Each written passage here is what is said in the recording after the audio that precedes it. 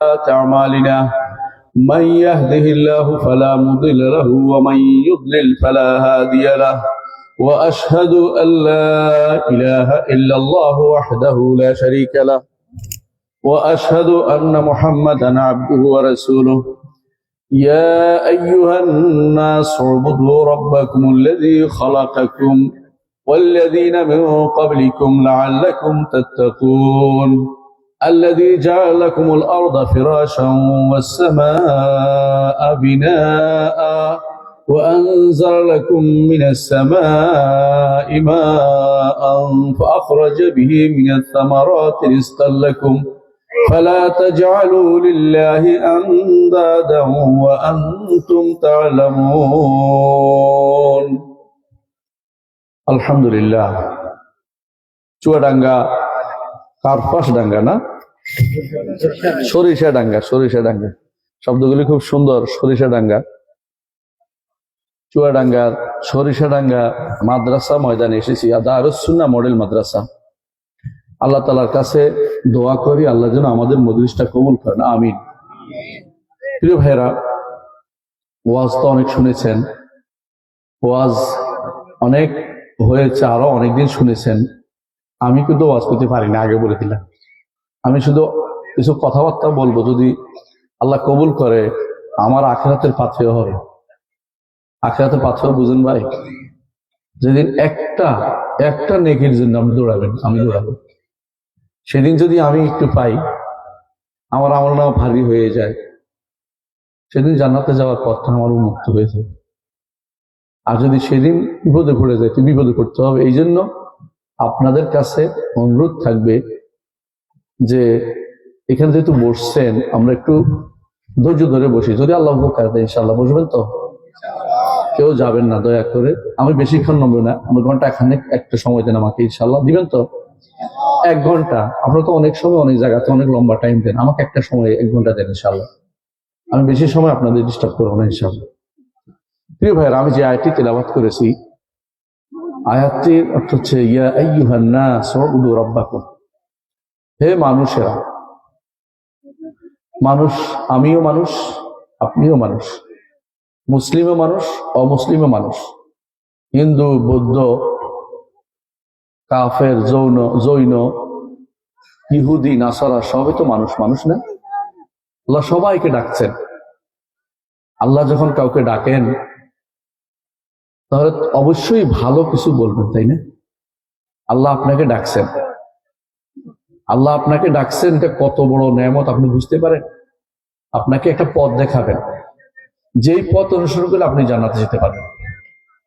আল্লাহ মানুষ, সব মানুষকে ডাকতেছেন, উবুদু রাব্বাকুমুল্লাযী খালাকাকুম। ওই আল্লাহর ইবাদত করো যিনি তোমাদেরকে, ওই রবের ইবাদত করো যিনি তোমাদেরকে সৃষ্টি করেছেন। তাহলে ইবাদত করা এক জিনিস আর সৃষ্টি করা আরেক জিনিস, ঠিক কিনা বলে? স্রষ্টা কে আমাদের? আল্লাহ। কথা বলবেন ইনশাআল্লাহ আমার সাথে। স্রষ্টা কে? আল্লাহ। মালিক কে? আল্লাহ। আমাদের পরিচালক কে? আল্লাহ। এই 3 জিনিস যদি আপনি মানেন, তো আল্লাহকে তার কর্মে রুবুবিয়ত প্রতিষ্ঠা করলেন। আল্লাহর উপর ঈমান আনার জন্য 2টা জিনিস লাগে, প্রথমে 3টা জিনিস লাগে। 1 নম্বর হচ্ছে, যেটা আমি আকীদার কথাই যাচ্ছি, বুঝাচ্ছি, এই জন্য পরে আসবো বাকি কথা। আল্লাহকে মানতে হবে, এটা সত্য কিনা? আল্লাহকে মানবেন তো?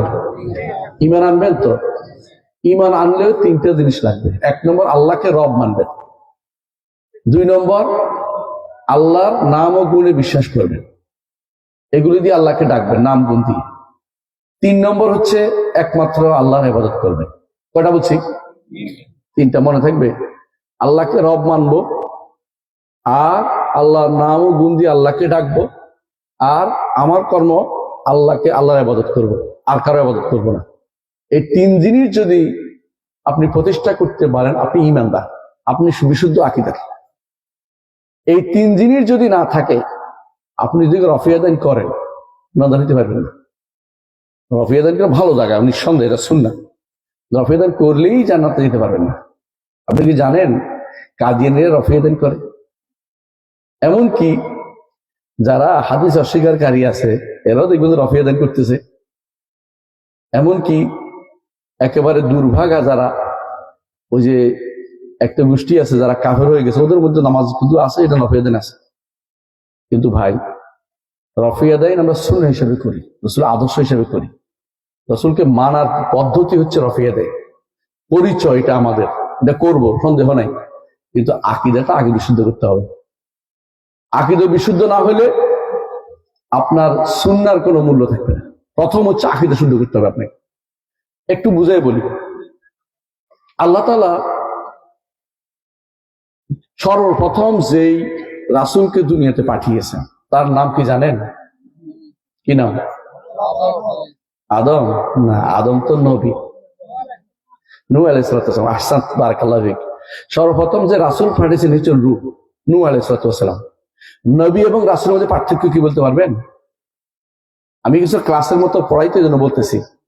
নবী হচ্ছেন যিনি ঈমানদার কওমের ভুল হয় এগুলি শুদ্ধ করতে আসছেন, কাফের হয়নি। ভুল হচ্ছে, এদেরকে সালাত আদায় করতেছে ভুল করতেছে, এদের যাকাত দিতে ভুল করতেছে, উল্টা পাল্টা করতেছে, দেয় না, মানে না, শোনে না, এগুলি ঠিক করতে আসে। আর রাসূল আসেন কাফের কওম ঈমানদার কওম উভয়ের জন্য বিশাল আকারে আসেন তিনি। প্রথম জমিনের বুকে প্রথম যে শিরিক হয়েছে কোন কওমে জানেন? নূহ আলাইহিস সালাম কওম। এর আগে 10 প্রজন্ম ছিল। ইবনে আব্বাস রাদিয়াল্লাহু বলেন, কানান নাসু উম্মাতান ওয়াহিদা, মানুষ একটা দল ছিল, একটা গোষ্ঠী ছিল, শিরিক ছিল না। ওই মানুষগুলি আদম থেকে শুরু করে নূহ পর্যন্ত 10টা প্রজন্ম কোনো শিরিক করে নাই। এক একটা প্রজন্ম যদি 1000 বছর বাঁচে, তাহলে 10টা প্রজন্ম কত বছর বাঁচছে ভাই? হ্যাঁ, 10,000 বছর বাঁচছে। 10,000 বছর কোনো শিরিক ছিল না। প্রথম 10,000 বছর কোনো শিরিক ছিল না। আপনি বুঝতে পারছেন কথাটা? এরপরে প্রথম শিরিকটা কেন হয়েছে এটা কিন্তু সহিহ বুখারীতে আসছে, এমনকি কোরআনে কারিমও আসছে। কোরআনে কারিমে আল্লাহ তাআলা বলতেছেন, وقالوا لا تذرن ودا ولا وقالوا لا تذرن آلهتكم ولا تذرن ودا ولا سواعا ولا يغوث ويعوق ونسرا। তারা একে অপরকে কি বলতেছিল জানেন? যে তোমাদের ইলাহদের ছাড়িও না। নেতারা, নেতা কিছু বুঝেন? সমাজের নেতা বুঝেন তো? এখন যেমন নেতাগুলি আছে না, দেখবেন যে ভোটের জন্য আসবে সময় মতো নেতাগুলি। এতদিন কি ছিল? ডুব মারিছিল। এখন সময় মতো মাথা উঠে দেখবে, কারণ ভোটের সময় এসেছে। তো এই নেতাগুলো এরা আয়সা বলতেছিল, লা, সাবধান, লা তাযারুন্না আলিহাতাকুম, তোমাদের ইলাগুলি ছাড়বা না। ইলাগুলি কি? ওয়ালা তাযারুন্না ওয়াদ্দান ওয়ালা সুওয়াআন ওয়ালা ইয়াগুসা ওয়া ইয়াউকা ওয়া নাসরা। এই 5 জন আল্লাহর ওলি ছিলেন। ওলি বুঝেন তো? বাংলাদেশে ওলির অভাব আসেনি। এখান থেকে শুরু করে যদি কোনো আপনি ঢাকা পর্যন্ত যান, রাস্তার আশেপাশে প্রচুর ওলি আল্লাহ, শুধু শুয়ে আছে, কোনো কাম নাই। এদের আবার অনেকে দেখবেন যে উপরে লালিয়াও টাঙ্গাই ফেলছে, তাই না? পয়সাও নিচ্ছে, লাল শালও টাঙ্গাইছে। অলি আল্লাহর কোনো শেষ নাই, এত অলি আল্লাহ বাংলাদেশে। ওই সময় 5 জন অলি আল্লাহ আসছিল শুধুমাত্র, বুঝছেন তো? ঘটনা কি? ইবনে আব্বাস বলছেন কি, নূহ আলাইহিস সালাম যখন দুনিয়াতে আসেন ওই সময় 5 জন আল্লাহর নেককার বান্দা ছিল। সত্যি সত্যি ওয়াদ, সুয়া, ইয়াগুস, ইয়াউক, নাসর। কোরআন আল্লাহ তাআলা সূরা নূহের মধ্যে উল্লেখ করেছেন 5 জনের কথা। ইবনে আব্বাস সহিহ বুখারীতে আসছে, কিতাবুত তাফসীরের মধ্যে হাদিসটা আসছে। আমি বলতেছি এটা। ইবনে আব্বাস বলেন যে 5 জন অল্প কয়েকদিনের মধ্যে মরে যায়। মানুষ হঠাৎ করে মরে যেতে পারে না, যেমন আমাদের শেখেরা অনেকে মরে গেছেন, আমরা দেখছি। এখন তারা খুব খারাপ। আপনাদের মন খারাপ হয় না এলাকার কোনো ভালো একজন মানুষ মারা গেলে? শয়তান এসে বললো যে, শোনো, তোমাদের একটা কাজ করে দিতে পারি। সেটা কি? এদের একটা ছবি এঁকে দিতে পারি। খেয়াল করেন, প্রথমে ছবি দিয়ে শুরু হয়েছে। তো এটা ছবি এঁকে দিতে পারি। এরা এদের ছবি দেখে দেখে তোমাদের মনে হবে, হায় রে আল্লাহর ওলি রে, হায় রে আল্লাহর ওলি কেমন ছিল, এই কথা মনে হইবে। আর তোমরা বেশি বেশি ইবাদত করতে পারবে। মানে প্রথমে কি দিছে? লোভটা দিছে, বেশি ইবাদত করতে পারবে। এদের ইবাদত হয় না। বুখারী, সহিহ বুখারীতে আসছে, হাদিসটা আমি সরাসরি অনুবাদ করে দিচ্ছি। এরা তখন বলে, ঠিক আছে, ভালো খবর, একটা সুন্দর একটা প্রস্তাব দিছো তুমি। বেদাতের কথা, হারামের কথা মাথায় নাই, দেখতে তো সুন্দর লাগতেছে, খারাপ কি? আমরা ইবাদত বেশি করব, আল্লাহর ইবাদতের কথা বেশি মনে হবে। সেজন্য শয়তান তাদেরকে ছবি বানাই দিল। বললো যে, এরা বলে, সাবধান, তুমি কিন্তু সামনে রাখো না, পিছনে রাখো, বুঝছেন তো? সামনে রাখলে তো সজদা হয়ে যাবে, ওরা বুঝছে যে আমাদের আবাদত খানার সামনে রাখিও না। এই প্রজন্ম শেষ হয়ে গেছে, শয়তান তো আর মরে নাই। নতুন প্রজন্মের শয়তান বলছে যে এই যে তোমরা এই আল্লাহর ওলিদেরকে পাছা দেখাচ্ছ, তোমাদের কি লজ্জা শরম লাগে না? বুঝছেন তো কেমন বুদ্ধি? এই দেখবেন যে অনেক জায়গাতে ওই মাজার জিয়ারত করে পিছনের দিকে হাঁটে, এমনি এমনি তাকায়, এমনি এমনি হাঁটে পিছনের দিকে। কেন? পাছা দেখানো যাবে না হুজুরের, মানে বড় হুজুর এখানে বসে রয়েছে। আমি একবার মদিনাতে একজনকে পাইছি এরকম পিছনের দিকে হাঁটে, পাকিস্তানি একটারে। ভাই পিছন দিকে হাঁটা কেন? এই পিছন দিকে আমি দেখালাম, তাকায় করে তুমি বরবাদ করে দিয়ে বুঝে, মানে আমার সব বরবাদ করে দিচ্ছে। আমি পিছন দিকে হাঁটতে লাগছিলাম, সুযোগ দিলে না তুমি আমারে। তো আমরা জানি কি পিছনের দিকে কেন হাঁটে যাবি। তো এখন পিছনের দিকে কয়দিন পরে পাশা দেখাচ্ছ, আউযুবিল্লাহ, সামনে নিয়ে রাখো। এরা সামনে নিয়ে রাখছে, কিন্তু ইবাদত শুরু হয়নি। এই গোষ্ঠী শেষ হয়ে গেছে, শয়তান তো মরেনি। পরের গোষ্ঠী শয়তান লেগে আছে কেমনে পথভ্রষ্ট করবে, খেয়াল করেন। পরের গোষ্ঠী এসে বলতেছে এরা আগে থেকে এদের দিয়া পানি চাইতো, বৃষ্টি, তোমাদের বৃষ্টি না হলে এদের বিশাল আল্লাহর রাস্তায় এগুলি দিয়া ওসিলা দিয়ে বৃষ্টি চাও, এগুলির মাধ্যমে আল্লাহর কাছে বৃষ্টি চাও, এগুলির মাধ্যমে শেফা চাও আর আরোগ্য চাও, এদের সিজদা করলে আল্লাহ খুশি হয়ে যাবে। শুরু হয়েছে ইবাদত। কথা বুঝছেন কিনা? এই অবস্থা বন্ধ করার জন্য আল্লাহ তাআলা নূহ আলাইহিস সালামকে পাঠিয়েছেন। ইন্না আরসালনা নূহান ইলা কওমিহি আন আনযির কওমাকা মিন ক্বাবলি আন ইয়াতিয়াহুম আযাবুন আলীম। সূরা নূহের শুরু থেকে দেখেন, যে কোনো মানুষ আপনারা পড়তে পারবেন, অনুবাদ আছে, আমার তাফসীর আছে, পড়ে দেখেন, কোনো বেশি দূর যাওয়া লাগবে না। নূহের শুরু থেকে পড়ে বুঝবেন যে কি কষ্টটা তিনি করেছে। 950 বছর। আপনি যদি বাঁচেন না ভাই, 50 বছর তো আমরা অনেকে বাঁচি না, 60-70 বছরে শেষ। 80 বছর বাঁচলে কেউ বিশাল বাঁচা পাচ্ছে, কিন্তু তিনি 950 বছর দাওয়াত দিছে। একজন দুইজন, একবার দুইবার না, 950। কেন দাওয়াত দিছে? রব্বি ইন্নী দাউতু কওমি লাইলান ওয়া নাহারা ফালাম ইয়াজিদহুম দুআই ইল্লা ফিরারা। আল্লাহ, আমি রাত দিন শুধু তাদেরকে ডাকছি আল্লাহর দিকে, কিন্তু আমি যতই ডাকি ততই তারা পালায়, শুনবেই না। এমনকি তারা একে অপরকে ওসিয়ত করছে যে নূহের সামনে যাইবে না, সন্তানদের ওসিয়ত করে গেছে মরার আগে, সাবধান নূহ কিন্তু আছে, ওর কাছে যাবে না। এমনকি ওয়াস্তাগশা থিয়াবাহুম, কাপড় দিয়ে কান বন্ধ করতো এবং আঙ্গুল দিয়ে দিত। হ্যাঁ, ও আসর ওয়াস্তাকবার ইস্তিকবার, অহংকার করতো, যাবো না ওর কাছে, যাবো না, মানে ওর দিকে যাবেই না। নূহ আলাইহিস সালাম 950 বছর পরে আল্লাহ তাআলা তাকে জানালেন যে ইন্নাহু লা ইউমিনু মিন কওমিকা ইল্লা মান ক্বাদ আমানা ফালা তাবতাইস বিমা কানু ইয়াফআলুন। আল্লাহ তাআলা বললেন যে নূহ, তোমার কওমের আর কেউ ঈমান আনবে না, যা আনছে তা। তো কি করতে হবে? নৌকা বানাও, নৌকাতে উঠে যাও, আমি এদেরকে শেষ করে দিই, এরা বেশি। তোমাদের আযাব যখন আসে, ঈমানদার কাফের সবার উপর দিয়ে একসাথে আসে। কয়েকদিন আগে যখন ভূমিকম্প আসছিল, শুধু কাফেরের বাড়িতে ভূমিকম্প আসছে না, আপনাদের বাড়িতে আসছিল, সবার বাড়িতে আসছিল। যখন আযাব আসে সবার উপর দিয়ে আসে, নিয়ম এটা। এই জন্য নূহ আলাইহিস সালামকে ওই জায়গাতে সরে যেতে হয়েছে।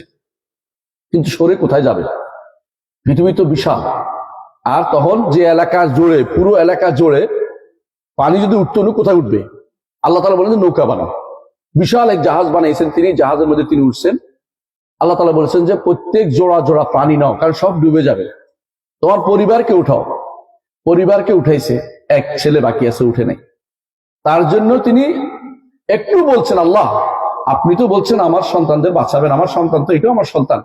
আল্লাহ তাআলা কঠিন ধমক দিলেন, ইয়া নূহ ইন্নাহু লাইসা মিন আহলিক ইন্নাহু আমালুন গায়রু সালিহিন ফালা তাসআলনি মা লাইসা লাকা বিহি ইলম ইন্নী আ'উযুকা আন তাকুনা মিনাল জাহিলিন। নূহ, ইন্নাহু আমালুন গায়রু সালিহ। নূহ, এটা তোমার সন্তান নয়। সন্তান তো অবশ্যই বায়োলজিক্যাল সন্তান, কিন্তু পরিবার অন্তর্ভুক্ত নয়। তোমার পরিবার হচ্ছে ঈমানদাররা, পরস্পর পরিবার। আমরা সবাই যদি ঈমান আনি, নবীর পরিবার অন্তর্ভুক্ত হবে, আর ঈমান না আনলে নবীর পরিবার ঢুকতে পারবো না। সোজা কথা বুঝাতে পারছি? এই জন্য নূহ আলাইহিস সালাম তার সন্তানকে আল্লাহ বলছেন এটা তোমার পরিবার লোক না, যদিও তার বায়োলজিক্যাল সন্তান, তারপরেও তা তোমার পরিবার লোক হইতে পারে নাই। এই জন্য রাসূলুল্লাহ সাল্লাল্লাহু আলাইহি ওয়াসাল্লাম সাহাবীরা, তাবিঈরা এটা বলেন যে আলে মুহাম্মদ, রাসূলের পরিবার সবাই, প্রত্যেকটি ঈমানদার নেককার বান্দা রাসূলের পরিবার অন্তর্ভুক্ত। যখন আমরা দোয়া করি আসসালামু আলাইনা ওয়া আলা ইবাদিল্লাহিস সালিহিন আশহাদু, দোয়াটা করি না, এই দোয়াটা ঘুরে ফিরে আমাদের উপর দিয়ে আবার আসে। আমাদের উপর দিয়ে, বুঝছেন তো? আসসালামু আল নবী বলি না, আসসালামু আল নবী বলি না, এবং আলা আলী বলি, আবার ঘুরে ফিরে আমাদের উপর দিয়ে আসে। কেন? কারণ আমরা নবী পরিবার অন্তর্ভুক্ত হয়ে গেছি ঈমান আনার কারণে। ঈমান যদি ঠিক থাকে আমরা সব পাবো, ঈমান ঠিক নেই কিছু পাবো না। কথা বুঝছেন? নূহ আলাইহিস সালাতু ওয়াস সালাম আল্লাহ তাআলার কাছে দোয়া করলে, আল্লাহ দুনিয়ার বুকে আর কাউকে, আমাদের ছাড়া কাউকে জীবিত রাখেন না। আল্লাহ তাআলা তাদেরকে সবাইকে ধ্বংস করে দিয়েছেন। কে বাকি ছিল? 80 জন। 80 জন, 80 জনের মধ্যে কারো সন্তান হয় নাই, একমাত্র 3 জনের সন্তান হয়েছে। একজন হচ্ছে হাম, একজন হচ্ছে সাম, একজন হচ্ছে ইয়াফিস। হামটা হচ্ছে কালোরা, হচ্ছে আফ্রিকানরা, আর আমাদের মধ্যে যারা একটু কালো আছে তারা, আমরা তো বাংলাদেশ শঙ্কর জাতি, সব একরকম না, শঙ্কর আছে মানে সব মিলেমিশে আছে, ভাগাভাগি নেই। ইউরোপিয়ানরা হচ্ছে ইয়াফেস, সাদা চামড়া, আর আরবরা হচ্ছে সাম, এরা হচ্ছে মিশ্র বর্ণের, একবারে কালো না একবার সাদা না, মাঝামাঝি। আমাদের মধ্যে মিশ্র বর্ণটা বেশি আলহামদুলিল্লাহ, মানে এটা সাম সেমিটিক যাদেরকে বলা হয়। এই 3 জন দিয়ে আল্লাহ সারা দুনিয়া আবার ভর্তি করে দিয়েছেন। এই জন্য নূহকে বলা হয় দ্বিতীয় আদম। নূহ আলাইহিস সালাম দ্বিতীয় আদম, কথা বুঝছেন তো? নূহ আলাইহিস সালাম এদের মধ্যে সন্তানরা 3 জনে আবার ইসলাম প্রচার করেছেন সারা দুনিয়াতে। আবার তাদের মধ্যে বিভ্রান্তি আসলো। আল্লাহ তাআলা কওমে আদকে এত বিশাল শক্তি দিলেন, বিশাল ক্ষমতা, এক একজনকে দেখে একটা গাছের মতো লম্বা, বিশাল। আল্লাহ বলছে লাম ইউখলাক মিসলুহা ফিল বিলাদ, এদের মতো কাউকে আমরা দুনিয়াতে সৃষ্টি করিনি, এত বড় বড় বানিয়েছিলাম। কান্নাহুম আজাজু নাখলিন খাওয়িয়া, যেন বিরাট খেজুর গাছ উল্টে গেছে, মরে গেছে। তো এই সময় আল্লাহ তাআলা এটা বলছেন যে বিরাট খেজুর গাছ যেন উল্টে গেছে, এরকম পড়ে আছিল। এই কওমে আদের কাছে এখন যদি আপনি যান, ওদের কোন লাশ পান, এটা হলো আরবের, সৌদি আরবের মরুভূমি একটা আছে, রুবুল খালি বলে ওইটাকে। এই মরুভূমির ভিতরে তাদের লাশ খুঁজে পাওয়া যায়, কয়দিন পর পর একটা বের করে, দেখা যায় ও বেটার এই মাথার খুলির কাছে, এই বেটা মাথার খুলির চেয়ে ছোট, একটা লম্বা মানুষ, যত লম্বা মানুষ এত বিশাল লম্বা মানুষ। আল্লাহ তাআলা বলছে এত লম্বা ছিল।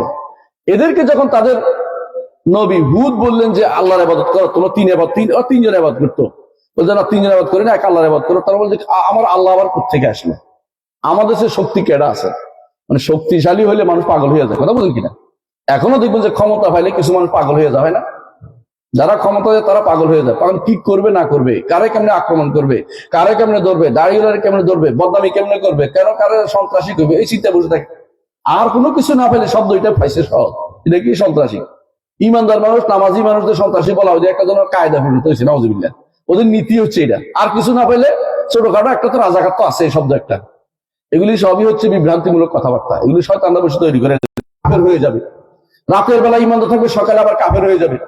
কারণ এত ফিতনার ভিতরে মানুষ যাবে যে এই ফিতনা মানুষকে দুনিয়াতে ঈমানের উপর টিকে থাকতে দিবে না। এই জন্য ঈমানটাকে আপনার শক্তিশালী করতে হলে ঈমান কি তা জানতে হবে। ঈমান কি তা জানতে হবে। আল্লাহর উপর ঈমানের জন্য প্রথম যেটা করতে হবে, আকীদার দর্শ, এটা প্রথম দর্শ হচ্ছে এটা, আল্লাহ তাআলার সত্তার উপর ঈমান আনতে হবে, যে একটা সত্তা আছেন যিনি সৃষ্টির ভিতরে নন। 1 নম্বর কথা, বুঝতে পারছেন? তিনি কোথায়? আরশের উপরে। কোথায় তিনি? আরশের উপরে, সব কিছুর উপরে। সৃষ্টির ভিতরে কোনো সত্তা নাই, আল্লাহ সত্তা নাই। সৃষ্টির ভিতরে যদি কেউ মনে করে আল্লাহ তাআলা সত্তা আছে, প্রথম ঈমান আনতে হবে এটা।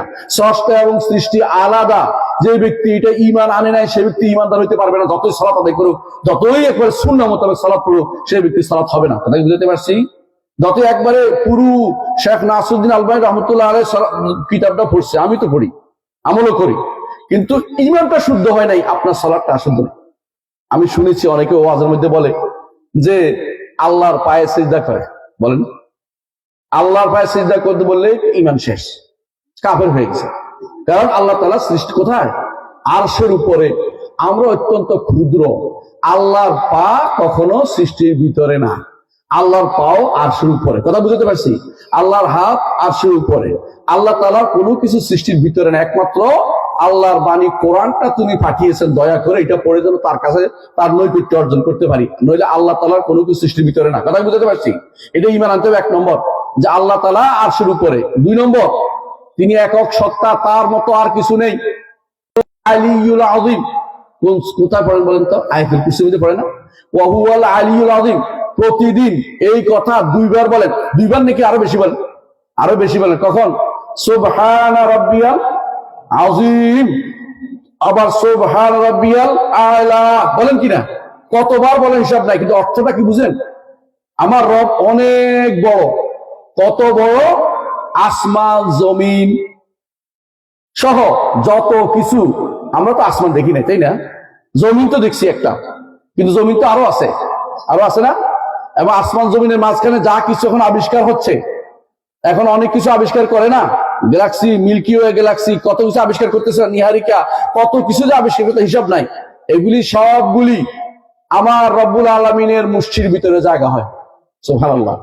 যার মুষ্টির ভিতরে বিশাল বিশাল বিশাল বিশাল এগুলি বিলিয়ন বিলিয়ন জিনিস আছে আসমান জমিনের মাঝে, এগুলি সব আমার রব্বুল আলামিনের মুষ্টির ভিতরে জায়গা হয়। এদিকে আমার কথা না, আল্লাহ বলছে। আল্লাহ বলছে, কোথায় বলছে? ওয়াল আরদু জামিআন কবদাতুহু ইয়াওমাল কিয়ামা। আল্লাহ তাআলা বলছেন সমস্ত জমিন আল্লাহর মুষ্টির ভিতরে থাকবে কিয়ামতের দিন। ওয়াস সামাওয়াতু মাতুইয়াতুম বিয়ামিনিহি। সমস্ত আসমান আল্লাহর ডান হাতের উপরে থাকবে, ভাঁজ করা, ডান হাতের উপরে ভাঁজ করা থাকবে। ইয়াওমা নাতুইস সামাআ কাতাইয়িস সিজিল লিল কুতুব। যেদিন আমরা ভাঁজ করব কাগজের উপর, যেমনে একটা কাগজ একটা কাগজের উপর রাখে, আসমানগুলিকে একটার উপর একটা রাখবো আমরা সেদিন। আল্লাহ তাআলা বলছেন, আল্লাহ তাআলা সেদিন আসমানগুলি একটা একটা উপর রাখবেন। আপনি কি বুঝতে পারছেন আপনি কোথায় থাকবেন? মুষ্টির ভিতরে। সমস্ত, আপনি নয় শুধু, যত সৃষ্টি সব মুষ্টির ভিতরে। কারণ জমিনগুলির ভিতরে তো সৃষ্টিরা, এই সৃষ্টিগুলি মুষ্টির ভিতরে, আসমানগুলি ভাঁজ করা, অত ফেরেশতাগুলো ভিতরে ভিতরে, কোনো কিছু বাইরে নাই। অর্থাৎ আল্লাহর যত বড় সৃষ্টি আপনি কল্পনা করতে পারেন সব আল্লাহর মুষ্টির ভিতরে। আল্লাহ কত বড় আযীম না? যখন আপনি সুবহান রাব্বিয়াল আযীম বলেন রুকুর মধ্যে, তখন একবার মনে মনে বলেন যে আযীম মানে হচ্ছে কত বড়, আমি তো কিছুই না। তো আল্লাহ এত বড়, আপনি আল্লাহকে তখন যদি বলেন যে আল্লাহ আল্লাহ আল্লাহর পায়ে সিজদা করেন, তো আপনি বিশাল ধরনের গুনার কাজ করছেন। আরেক দল বলতেছে আল্লাহ কুদরতি ভাবে সিজদা করেন, এটা আরেক বিভ্রান্তি। আল্লাহ তাআলা আরশের উপর, আমরা মাটিতে সিজদা করি, সহজ কথা। কারণ আমার নবী শিখিয়ে দিয়েছেন এইভাবে সিজদা করতে হবে, আমরা এইভাবে করি। আমার নবী শিখিয়ে দিয়েছেন সিজদা কেমনে করতে হবে, তিনি দেখে বলছেন 7 অঙ্গ মাটিতে রেখে সিজদা করতে হবে, সেটা শিক্ষা করি। কিন্তু আল্লাহ তাআলা আরশের উপরে, তিনি দেখেন, একটা উদাহরণ দিলে বুঝতে পারবেন। সেটা কি? মালাকুল মউত দেখছেন? দেখেন নাই। মালাকুল মউতের নাম শুনছেন? আপনারা কি বলেন? আজরাইল। আজরাইল নামে আসলে কোনো ফেরেশতা নাই। আল্লাহ তাআলা কোরআনে কারিমে এবং রাসূল সাল্লাল্লাহু আলাইহি ওয়াসাল্লাম তার হাদিসে শব্দ হচ্ছে মালাকুল মউত। আজরাইল নাম এটা আমরা বানাইছি, কয়েকজন মিলে হুজুরা বানাই ফেলছে, পড়ায়ও, ছাত্রদেরকে পড়াচ্ছ, জিজ্ঞাসা করলে কোনো হাদিসে আছে কিনা? কোরআনও নাই, হাদিসও নাই। আজরাইল শব্দটি আছে কি? মালাকুল মউত। মালাকুল মউতের সামনে সারা পৃথিবী একটা ডালার মতো। মেয়েরা মাছ বাছে না? আপনি যখন পুকুর থেকে মাছ ধরে আনেন, ছোট ছোট মাছ ধরে আনেন, ডালার মধ্যে রাখে, বাঁচতে থাকে। পুরো পৃথিবীর যত মানুষ আছে, মালাকুল মউত এত বড় যে তার সামনে ডালার মতো, ডালার মধ্যে বেছে বেছে কারে কি মারতে হবে, কারে এখন মারতে হবে, কারো পরে মারতে হবে, কারো রোগ দিতে হবে, সব কিন্তু এইভাবে করে। কথা বুঝতে পারছেন? এত বড় মালাকুল মউত। আর মালাকুল মউত তো আমার রবের কাছে কত ক্ষুদ্র। চিন্তা করে দেখছেন? রব কত বড়, আবার বুঝতে কি অসুবিধা হবে? কোনো অসুবিধা হবে না। এই জন্য যখন এটা বুঝবেন, এটা হচ্ছে আপনার প্রথম আল্লাহর সত্তা সম্পর্কে ধারণা আপনাকে শুদ্ধ হইতে হবে। দ্বিতীয় হচ্ছে তিনি আলা, আলী, উপরে। এই জন্য আপনি কি বলেন? সাব্বিহ ইসমা রাব্বিকাল আলা, সুবহান রাব্বিয়াল আলা ওয়া হুয়াল আলিয়্যুল আযীম। তিনি আলী, উপরে।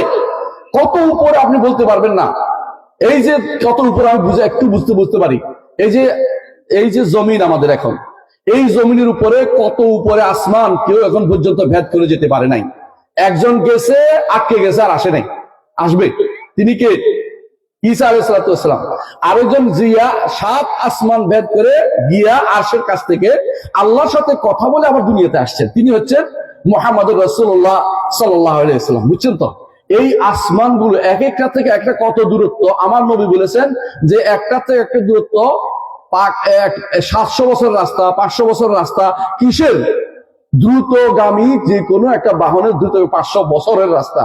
এত দূরে সবগুলি বিশাল, এগুলি অতিক্রম করে, এগুলি সবই নিচে এবং এগুলি সবই ছোট। তারপর হচ্ছে আরশ হচ্ছে সবচেয়ে বড় সৃষ্টি।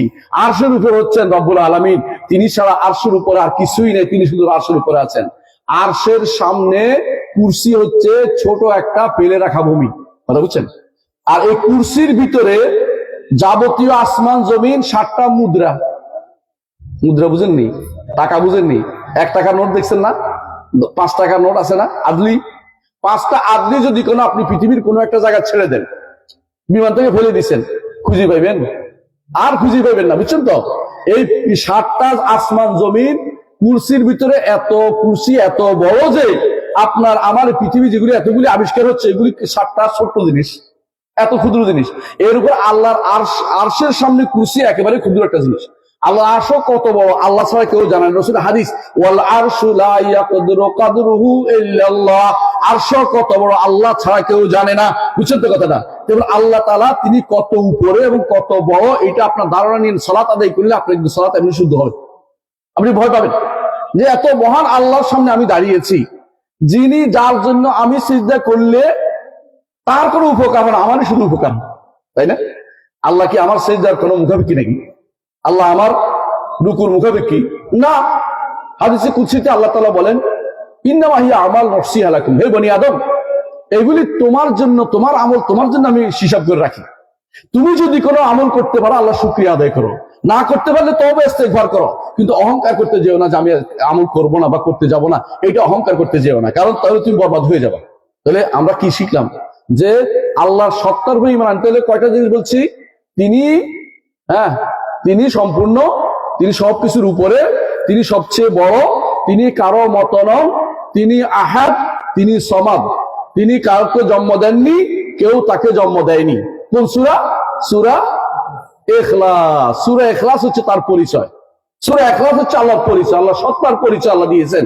সূরা ইখলাসের মাধ্যমে পরিচয় দিয়েছেন। এক সাহাবী সূরা ইখলাস বেশি পছন্দ করত।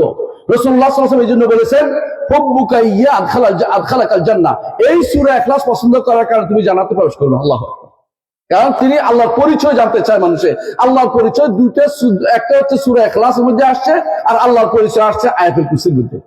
আল্লাহু লা ইলাহা ইল্লা হুয়াল হাইয়ুল কাইয়্যুম, আল্লাহ তিনি ব্যতীত আর কোন সত্য ইলাহ নেই। আল হাই, চিরঞ্জীব, কাইয়্যুম, সবকিছু তিনি ধারণ করে রেখেছেন। সবকিছু ধারণ করা বুঝেন? আপনার সবাই স্বীকার করে এখন যে পৃথিবীটা একটা গোলকের মতো আছে না? কেউ লম্বা বলে, কেউ যেটাই বলুক, আমার এটা আপত্তি নেই, ঝগড়া করতে থাকুক, কিন্তু মূল কথা হচ্ছে এটাই যে পৃথিবীটা এমন একটা জিনিস, কোনো ঠেসা নাই, নিচে দিয়ে কোনো কি নেই, ঠেস নাই। আমাদের এই যে একটা উপরে যে আপনারা এটা দিচ্ছেন, কি বলে, সামিয়ানা দিচ্ছেন, সামিয়ানার নিচে কি দিচ্ছেন? অনেকগুলো শেষ দিচ্ছেন না, কেন পড়ে যাবে। আল্লাহ তাআলা কোরআনে কারীম বলেছেন যে রাফা'আস সামাওয়াতি বিগাইরি আমাদিন তারাউনাহা, যে আসমান তিনি উঠিয়েছেন, কোন রকমের কি লাগে না, খুঁটি লাগে না। ঠিক এই জমিনটাও আপনি আশ্চর্য হবেন, জমিনটাও আপনি দেখবেন যদি কেউ অন্য গ্রহে যায়, বাইরে যায়, পৃথিবীর বাইরে যখন বিমানে উঠে, তখন সে বুঝতে পারে যে এটাও একটা গোলক, এটাও একটা লম্বা জিনিস পড়ে রয়েছে। এবং জমিনের পাশে পানিগুলো, বঙ্গোপসাগরের পানি, প্রশান্ত মহাসাগরের পানি, আটলান্টিকের পানি, এগুলিও কোনো দিকে পড়ে যায় না। আপনি কি চিন্তা করছেন না? এটা বড় বড় বিশাল জিনিস। যদি নাস্তিক হয় বলবে মধ্যাকর্ষণ শক্তি, ওরে পাগল, ওই পার্শ্ব শক্তিটা কে তৈরি করে দিল? আমাকে বল, ওই শক্তি তুই করতে পারিস নি? কোথাও দেখতো, তুমি কোথাও করতে পারো কিনা? এই শক্তি আমার রব্বুল আলামিন দিয়েছে বলেই তো জগৎ সবকিছু এভাবে একসাথে আছে। এই জন্য আল্লাহ তাআলা কোরআনে কারীম বলেছেন, মা ইউমসিকুহুন্না ইল্লা রহমান, রহমান ছাড়া কেউ এগুলিকে কোনোদিন কি করে না, এগুলি আটকাইতে পারছে না, সব পড়ে দিত। আল্লাহ তাআলা কোরআনে কারীম অন্যত্র বলেছেন যে এই যে আসমান এবং জমিন, এগুলি সবগুলিকে আল্লাহ তাআলা শুধু জায়গা মতো যথাযথ রেখেছেন। ইন্নাল্লাহা ইউমসিকুস সামাওয়াতি ওয়াল আরদা আন তাযুলা, আসমান এবং জমিনকে চলে যাওয়া থেকে, নষ্ট হওয়া থেকে, এদিক সেদিক ধাক্কা লাগা থেকে তিনি শুধুমাত্র বাচ্চাদের সৃষ্টি করে রেখেছেন। ওয়ালা ইনজালাতা ইন আমসাকাহুমা আহাদুম মিন বাদি, যদি এগুলি এদিক সেদিক চলে যেত তোমাদের কেউ সেটাকে আটকাইতে পারতে না। কথা ঠিক না? ঠিক কিনা বলেন?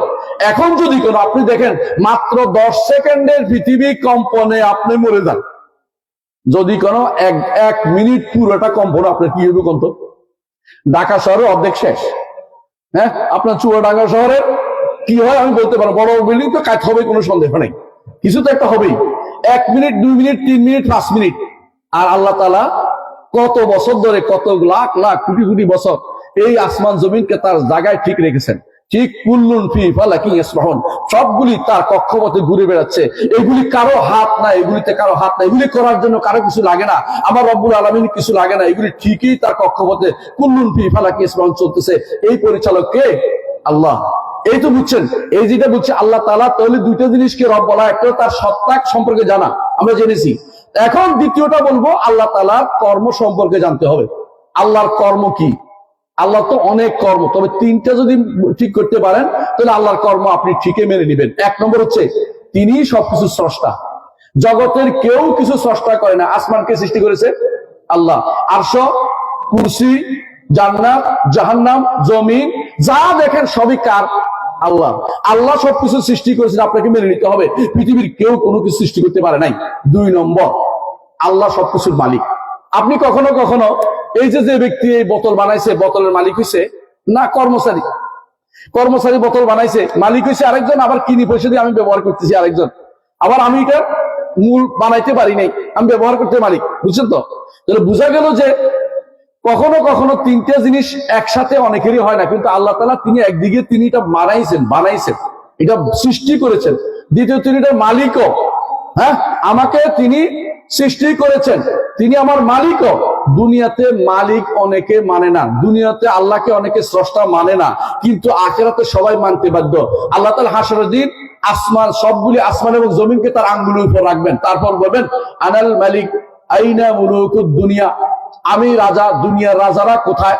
তারপর তিনি এটাকে এমন ভাবে নাচাতে থাকলেন, রাসূলুল্লাহ সাল্লাল্লাহু আলাইহি ওয়াসাল্লাম তিনি হাত দিয়ে নাচাচ্ছেন। সাহাবী বলতেছেন আমার ভয় হচ্ছিল রাসূল নাকি মিম্বর সহ পড়ে যান, এভাবে দেখাচ্ছেন যে আসমান এবং জমিনকে আল্লাহ এইভাবে নাচায়, বলবেন আমি রাজা, দুনিয়ার রাজারা কোথায়? সেজন্য আল্লাহ তাআলা প্রতিদিন আমরা কি বলি? সালাতের মধ্যে বলি মালিকি ইয়াউমিদ্দিন, বিচার দিনের মালিক তিনি। সেদিন আর প্রকৃত মালিক, এই জমিনের প্রকৃত মালিক কেউ লিখবে না, কারণ সেখানে কারোর কোনো কি নাই, কারো কোনো সাইনবোর্ড নাই।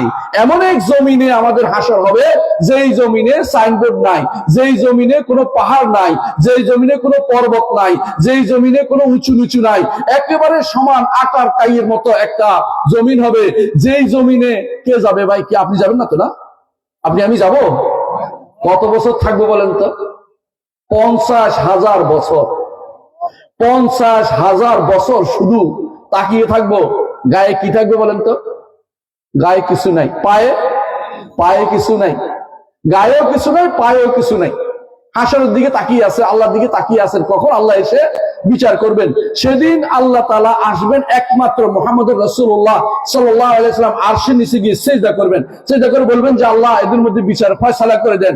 তখন এটা বলে শাফাআতুল উযমা, বড় সুপারিশ। সেই হাসরের মাঠে এসে আল্লাহ তাআলা কি করবেন? তখন বিচার ফয়সালা শুরু করে দিবেন। আজ পর্যন্ত 50,000 বছর সেখানে দাঁড়াতে হবে। সূর্য তখন কোথায় থাকবে? মাথার উপরে। কতটুকু? 1 মাইল উপরে। 1 মাইল উপরে থাকলে কেমন হবে? এখন বলে আপনারা সূর্য যদি কোনো কাছে আসতো পৃথিবী পুড়ে যেত, দূরে থাকলে পৃথিবী বরফ হয়ে যেত। মাথার উপরে 1 মাইল থাকলে মাথাটা কি হওয়া উচিত বলেন তো? এই অর্থ হচ্ছে আপনি এত ঘর মারতে হবেন যে পায়ে ডুবু অবস্থা হবে। সেদিন একমাত্র 7 শ্রেণীর মানুষ শুধু আরশের নিচে ছায়া পাবে। এদের সবাই একটাই বড় গুণ হচ্ছে এরা একমাত্র আল্লাহর উপর ভরসা করে চলেছে। এরা দুনিয়ার কোনো কিছু চিন্তা করে নাই, আল্লাহকে ভয় করেছে, শুধু আল্লাহকে ভয় করেছে, শুধু আল্লাহকে ভয় করেছে, একমাত্র আল্লাহর ইবাদত করেছে, আল্লাহকে চিনেছে দুনিয়াতে, আখিরাতে। এই জন্য আল্লাহ তাদেরকে হেফাজত করবেন, কষ্ট দিবেন না, তাদেরকে আরশের নিচে ছায়া দিবেন। কথা বুঝতে পারছি? এই কঠিন দিনের মালিককে আল্লাহ, তাহলে আল্লাহ তাআলা তিনি আমাদের স্রষ্টাও, তিনি আমাদের মালিকও। কেউ দুনিয়াতে মানে, কেউ দুনিয়াতে মানে না, কিন্তু হাসর মাঠে উপস্থিত হইতে কাউকে কেউ বাধা দিতে পারবে না। আল্লাহ তাআলা কোরআনে কারীমে বলেছেন ওয়া নুফিখা ফিস-সূরি ফাইদা হুম মিনাল আজদাসি ইলা রাব্বিহিম ইয়ানসিলুন। আর সিংহায় ফুৎকার দিবে, কবর থেকে সবাই দ্রুত বোধে এসে আল্লাহর সামনে উপস্থিত হয়ে যাবে। কিভাবে হবে আপনি কল্পনা করতে পারবেন। আল্লাহ তাআলা বলছেন কাআন্নাহুম ইলা নুসুবি ইউফিদুন, যেন তারা লক্ষ্যবস্তুর দিকে দৌড়ে যাচ্ছে। লক্ষ্যবস্তু বুঝেন কিনা? যদি বলা হয় এখান থেকে ওই রাস্তার মাথা পর্যন্ত যে আগে যাবে তারা আমি 1 লাখ টাকা দিব, দেখবেন যে কতজন দৌড় দেয়, কত দূরে দৌড় দিতে পারে হিসাব নাই। হাসরের মাঠে যখন উপস্থিত হবে, আপনি মনে করেন না হাসরের মাঠে দেরি হবে, সবাই দ্রুত গিয়ে সেখানে উপস্থিত হবে, কিন্তু দেখবে যে অবস্থা খুব খারাপ। কেন? কারো পা ডুবে যাচ্ছে, কারো শরীর ডুবে যাচ্ছে, কারো ডুবু নিঃশ্বাস পেতেছে কোন রকমে। এই কঠিন অবস্থা, মানুষ এমনিতে কিছুক্ষণ ঘাম থাকলে কি করে? কাপড় বদলাতে ইচ্ছা করে, গোসল করতে ইচ্ছা করে, আর সেখানে আপনার শুধু ঘামের মধ্যে উঠবেন আর বসবেন। কি যে কষ্ট, আপনাকে এটা বুঝার ইয়া নাই। আর যদি বড় মুতাকাব্বির অহংকারী কি হবে জানেন? আমার নবী বলেছেন অহংকারীরা সেদিন একেবারে দুনিয়াতে বড় বড় অহংকার দেখাচ্ছে না, এখন সেদিন তারা পিঁপড়ার মতো হবে, পায়ের নিচে একে অপরে অর্থাৎ এই অন্যদের পায়ের নিচে তারা শিশু বলবে। আর কেউ কেউ বেশি অহংকারী করছে, এদেরকে আল্লাহ তাআলা বড় এমন এক দাঁত দিবেন, এই দাঁত নিয়ে হাসরের মাঠে চলতে থাকবে। এই দাঁত কি উহুদ পাহাড়ের মতো বড় দাঁত এক একটা হবে, মানে বিশাল বিশাল গপ দিবেন। কেন দিবেন? আযাব বাড়ানোর জন্য, কষ্ট বাড়ানোর জন্য কষ্ট দিবেন। এক একজনকে আল্লাহ এক এক রকমের শাস্তি হাসরের মাঠে দিবেন। হাসরের মাঠের কষ্টের কোনো সীমা থাকবে না। ওই সময়ে আপনি আমি ওই সময় নিজের মালিকানা বলতে কোনো কিছু থাকবে না। সেদিন শুধু প্রত্যেকে বলবে ইয়া নাফসি ইয়া নাফসি, আমি তো কিছুর মালিক নই। ওয়ালাকাদ জিতুমুনা ফুরাদা কামা খালাকনাকুম আউওয়ালা মাররাতিন ওয়া তারাকতুম মা খাওয়ালনাকুম ওয়ারা আযহুরিকুম। আল্লাহ তাআলা বলছেন, আমার কাছে যেভাবে তোমরা দুনিয়াতে পাঠিয়েছিলে এইভাবে একাই আসছো। আসার সময় একা আসিনি আমরা? একা বুঝি কিনা? অনেকে হয়তো বলতে পারে আমার বোন আমার সাথে দুইজন মিলে আসছিলাম, ওই আবার একাই, ঘুরে ফিরে একাই, ভিন্ন ভিন্ন একাই। আবার যখন যাবেন একাই, একই কবর ভিন্ন ভিন্ন হবে। আবার যখন হাসর মাঠে উঠবেন একাই। দুনিয়াতে মায়ার টানে সন্তানের প্রতি মায়ার টানে যে হারামগুলি খাচ্ছি, যে হারাম করে আমরা কাজগুলি করতেছি, এগুলি কিছুই দুনিয়াতে আখিরাতে নিয়ে যেতে পারবো না। ওয়া তারাকতুম মা খাওয়ালনাকুম ওয়ারা যুহুরিকুম, তোমাদেরকে যে সম্পদ দিয়েছিলাম এগুলি তোমরা রেখে চলে আসতে হবে।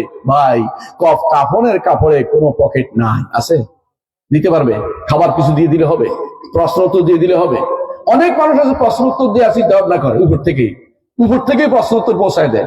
কেউ আজান দেয় কবরের মধ্যে, কেউ কবর উপর থেকে বলে দেয়, ও আল্লাহর বান্দা তুমি তো বলতে, প্রশ্ন জবাব লেগে নকল সাপলা দিতে আসে, বুঝলেন তো? কি বলে, তুমি তো দুনিয়ার বুকে আল্লাহকে রব বলতে, মোহাম্মদকে নবী বলতে এবং ইসলামকে একমাত্র তোমার জীবন ব্যবস্থা দিন বলে মানতে, সুতরাং এখন উত্তর দাও। কাম হবে? মুখস্থ করে দিলে কাজ হবে? কখন কাজ হবে? যখন আমি সত্যি সত্যি দুনিয়াতে আসার পর আল্লাহকে শুধু রব মেনেছি, তিনি আমার স্রষ্টা, তিনি আমার মালিক, তিনি আমার পরিচালক, আর দুনিয়ার কেউ আমাকে পরিচালনা করে না। পরিচালনা বুঝেন? পরিচালনা কি? আমার সন্তান না হলে কে সন্তান দেয়? আল্লাহ। আমি অসুস্থ হলে কে সুস্থতা দেয়? আল্লাহ। ইব্রাহিম আলাইহিস সালাম এই জন্য বলেছিলেন ওয়াল্লাযী হুয়া ইউমিতুনি ওয়া ইহয়িন, যিনি আমি যখন অসুস্থ হই তিনি আমাকে সুস্থতা দান করেন, যখন আমি বিপদে পড়ি তিনি আমাকে উদ্ধার করেন, যিনি আমাকে মৃত্যু দেন তিনি আমাকে জীবন দেন। দুনিয়াতে আর কেউ দিতে পারে না। যারা তথাকথিত গাউস কুতুব বিশ্বাস করেছে তারা সব কাফের, কোনো সন্দেহ নেই। কেন কাফের? গাউস অর্থ হইল, গাউস বুঝেন কিনা আপনারা বুঝেন, আর আপনার এলাকা ভালো মানুষের জন্য, কিন্তু কিছু কিছু মানুষ মনে করতেছে এলাকাগুলি আপনি এখান থেকে হাঁটতে যান, দেখবেন যদি কোনো আপনি কুষ্টিয়ার দিকে যাইতে পারেন তার অভাব নাই শিরকের। তো দেখবেন কি কিছু কিছু জায়গায় মানুষ মনে করতেছে এটা যে পৃথিবী পরিচালনার জন্য বিশেষ বিশেষ নেককার বান্দারা আছে, এদেরকে বলা হয় গাউস। বলে যে গাউস হলো উদ্ধারকারী, এরা বিশেষ থাকে, এদের অধীনে থাকে কুতুবরা আবার বিশেষ একটা শ্রেণী আছে, এদের নিচে থাকে ওই অলিরা, এর নিচে থাকে অমুকরা তমুকরা। এইভাবে তারা পৃথিবীটাকে একটা আলাদা একটা জগৎ বানাই বলছে। এগুলি হিন্দুদের থেকে নেয়, হিন্দুদের মধ্যে এরকম জিনিস আছে। কিন্তু নিয়ে এরা মনে করছে যে দুনিয়া পরিচালনার জন্য আলাদা আলাদা গোষ্ঠী রয়েছে। নাউজুবিল্লাহ। এইটা যদি কেউ মনে করে সে আল্লাহকে রব মানে নাই। আল্লাহকে রব মানতে হলে বলতে হবে প্রত্যেকটি জিনিস আমার রব্বুল আলামিন পরিচালনা করেন। কোনটা তিনি সরাসরি অর্ডার দিয়ে পরিচালনা করেন, কোনটা তিনি ফেরেশতাদেরকে করতে বলেন। বুঝলেন কথাটা? আপনাকে কোনো কাজে লাগাই নেই, ফেরেশতাদেরকে ইচ্ছা করে লাগিয়েছেন। তিনি কেন? যাতে করে পরীক্ষা করে কি ফেরেশতার ইবাদত করে না আল্লাহর ইবাদত করে। তিনি কাজে লাগিয়েছেন ফেরেশতাদেরকে। ফেরেশতারা আল্লাহর ইবাদত করে। কিভাবে ইবাদত করে? সুবহানাল্লাহি ওয়া বিহামদিহি ইউসাব্বিহু আর-রা'দু বিহামদিহি ওয়াল মালাইকাতু মিন খিফাতিহি। ফেরেশতারা কি করে? সুবহানাল্লাহ বিহামদি, সারাদিন বলতে আছে সুবহানাল্লাহ বিহামদিহি। এজন্য সবচেয়ে উত্তম জিকিরের মধ্যে একটা হচ্ছে সুবহানাল্লাহি ওয়া বিহামদিহি।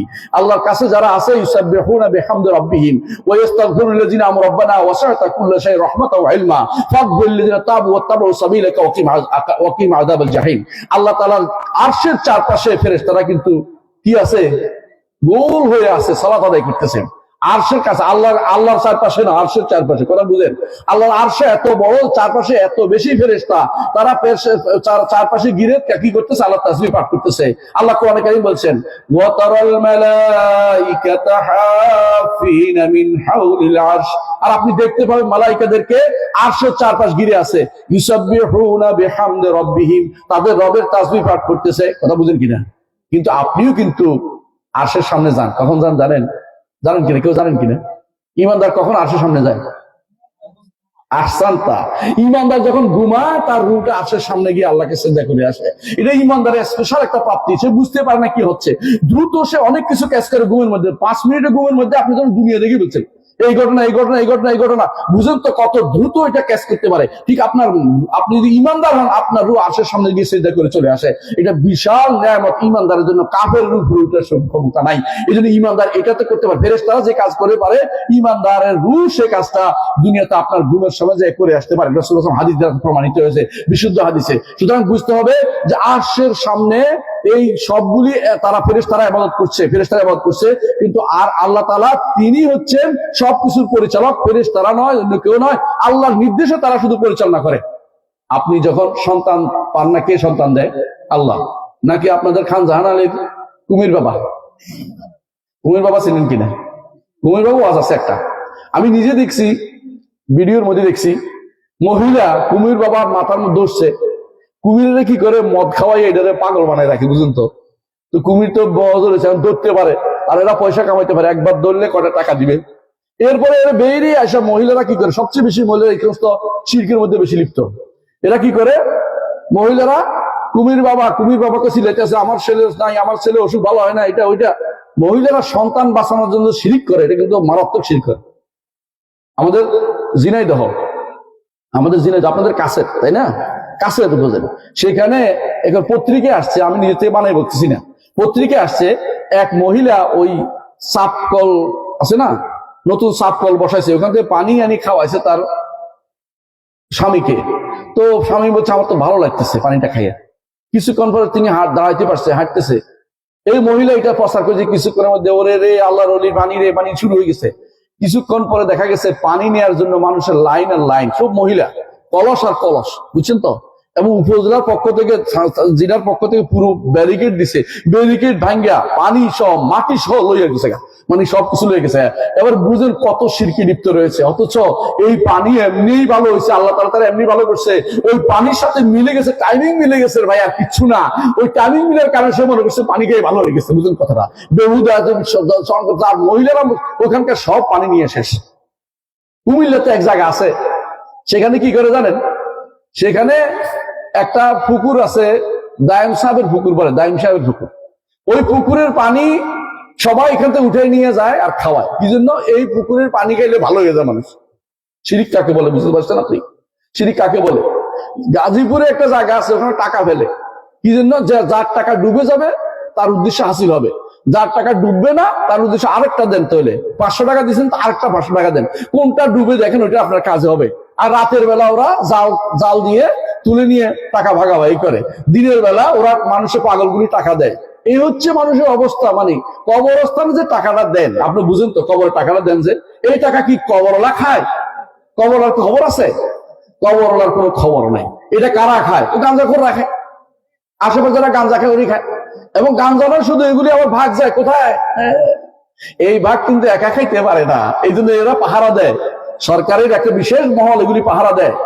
হ্যাঁ, বুঝছেন তো, যাদের নাম নেয়া নিষেধ, সরকারি আমলারা, বিশাল গোষ্ঠী, হ্যাঁ, যারা বদলি হয়ে আসে, প্রথম খোঁজ নেয় এই এলাকাতে অর্থের কিভাবে সুদা কি আছে, মাজার আছে কিনা, ওই রাস্তার মধ্যে টোল আছে কিনা, ওই কোথাও টাকা কোথায় পাওয়া যায়। মাজার থাকলে 3 ভাগের 1 ভাগ বা 4 ভাগের ভাগ তারা করে, তারা হিসাব করে যে এত টাকা হয়েছে, আমাদের ভাগটা দিতে হবে, এরকম একটা ভাগ করে। ওই যে কিশোরগঞ্জে একটা আছে পাগলার মাজার, পাগলার মসজিদ। পাগলার মসজিদে কোনো কবর নাই, কিন্তু শুধু মসজিদটার নাম পাগলা। এতেই খাবার, এতেই সবকিছু শেষ, মানে আর কিছু লাগবে না, এতেই সব কারবার হয়ে গেছে। ওই পাগলার মসজিদে প্রতি মাসে কয়েক কোটি টাকা হবে। আপনি কি চিন্তা করছেন টাকা কেমনে পায় ফ্রি?